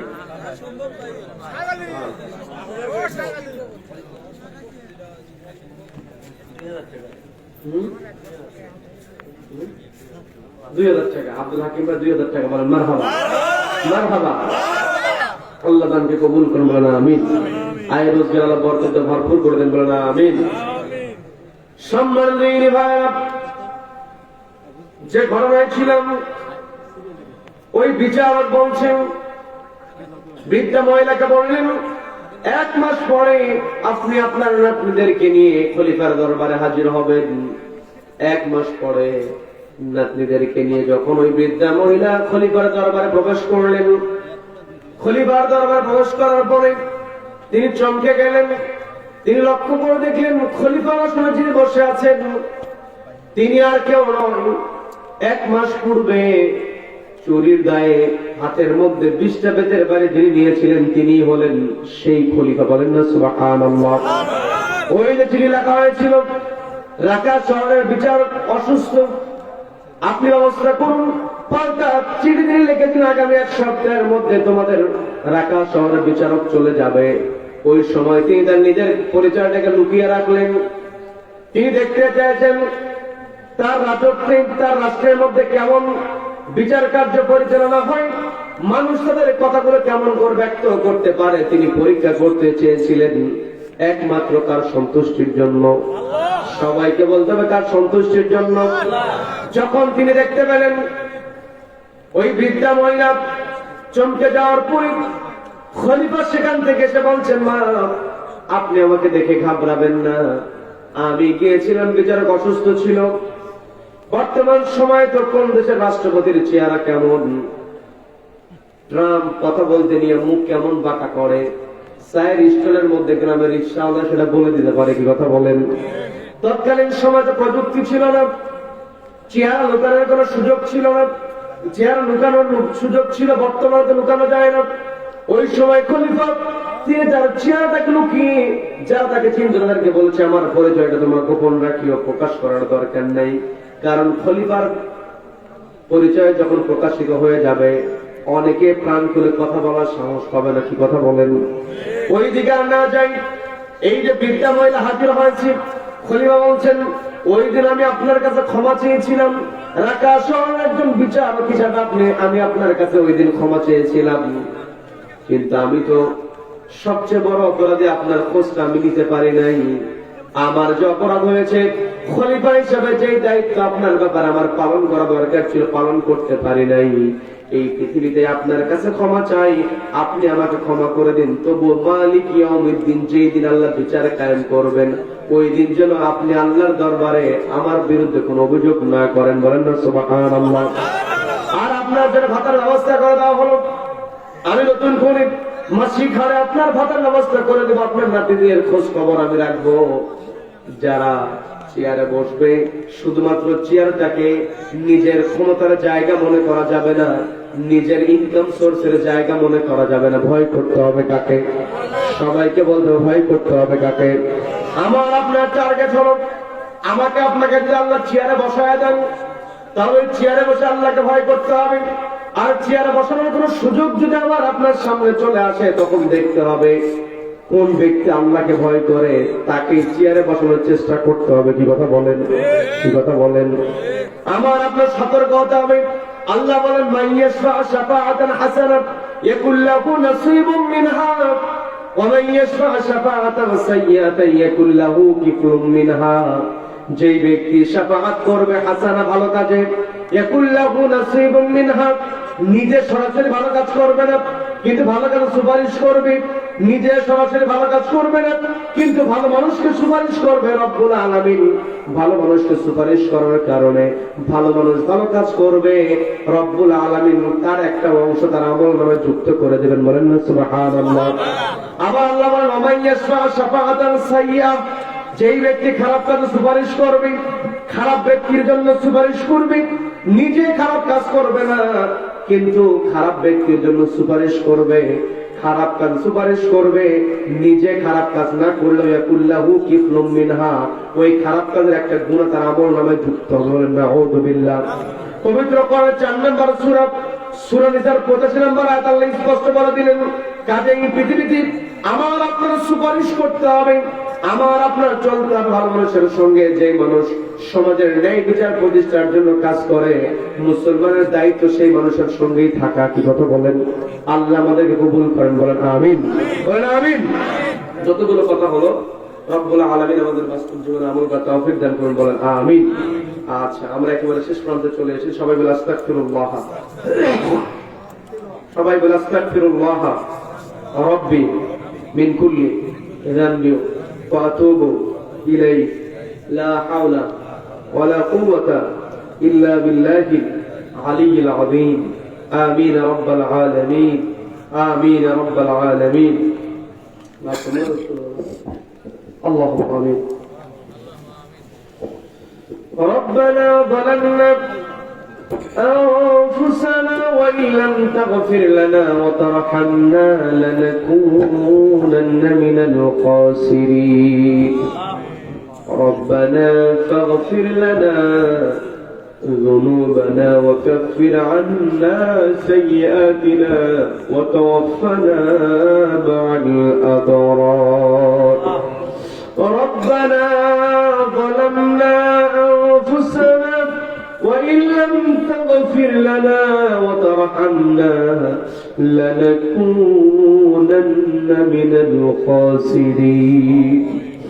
أي الله বড় মহারাজপুর যুব সমাজের উদ্যোগে আয়োজিত কবরস্থান উন্নতি কল্পে দিনব্যাপী তাফসীরুল কোরআন মাহফিলের ময়দানে বসে কোরআন থেকে কিছু কথা বলার পর তোমার শাহী দরবারে দুখানা হাত তুল ধরেছি। বাবু মেহেরবানি করে রহমতের নজর দিয়ে তাকাও। প্রচন্ড শীতের মধ্যে কুয়াশাচ্ছন্ন রাত্রিতে তোমার বান্দারা গভীর রাত পর্যন্ত বসে বসে কোরআন থেকে কথা শুনেছে। বাবু পর্দালের মা বোনেরা এই কষ্ট করে কোরআনের ময়দানে বসেছে। আই আল্লাহ, আমরা যারা কোরআন শোনার জন্য হাজির হয়েছি, কোরআন থেকে যারা আলোচনা শুনলাম, আই আল্লাহ আমাদের সকলের জিন্দেগির গুনাহগুলো তুমি আল্লাহ মাফ করে দাও। আই আল্লাহ, তুমি যদি ক্ষমা না করো আমরা কার কাছে যাব? তুমি যদি মাফ না করো কার কাছে যাব? গভীর রজনীতে তোমার কাছে ফরিয়াদ করি, আমাদের সকলের জিন্দেগির গুনাহগুলো তুমি আল্লাহ মাফ করে দাও। আয় আল্লাহ, আমরা যারা হাত তুলেছি আমাদের সকলের পিতা মাতার জিন্দেগির গুনাহগুলো তুমি আল্লাহ মাফ করে দাও। আয় আল্লাহ, আমাদের সকলের পিতা মাতার জিন্দেগির গুনাহগুলো তুমি আল্লাহ ক্ষমা করে দাও। আয় আল্লাহ, দুটি হাত তুলে ধরেছি, আমাদের অনেকের পিতা মাতা দুনিয়া থেকে বিদায় হয়েছেন, ওই অন্ধকার কবরে যে পিতা মাতা চলে গিয়েছেন, কবরবাসী পিতা মাতার জিন্দেগির গুনাহগুলো মাফ করে দিয়ে কবরগুলোকে তুমি আল্লাহ জান্নাতের সঙ্গে সংযুক্ত করে দাও।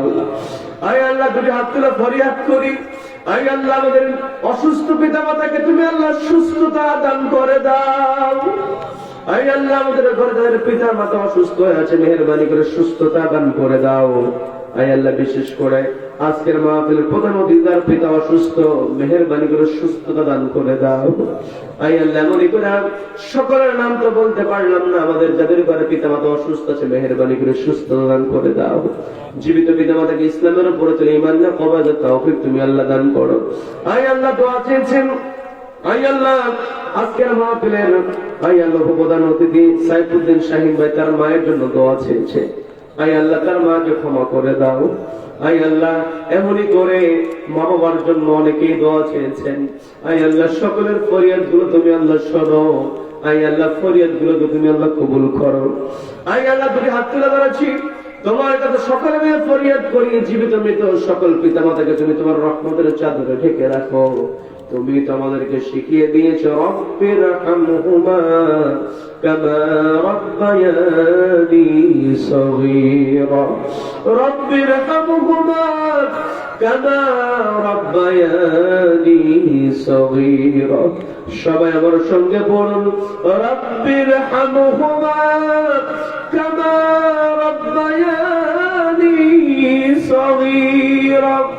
আয় আল্লাহ, দুটি হাত তুলে ধরেছে, আমাদের মধ্যে যারা অসুস্থ আছে মেহেরবানি করে সুস্থতা দান করে দাও। যারা ঋণগ্রস্ত আছে মেহেরবানি করে ঋণ পরিশোধের ব্যবস্থা করে দাও। বেকার যারা আছে রাজ্জাক নামে রসুল আল্লাহ তুমি নিজেকে ফয়সালা দান করো। আয় আল্লাহ বিশেষ করে আজকের এই মাহফিল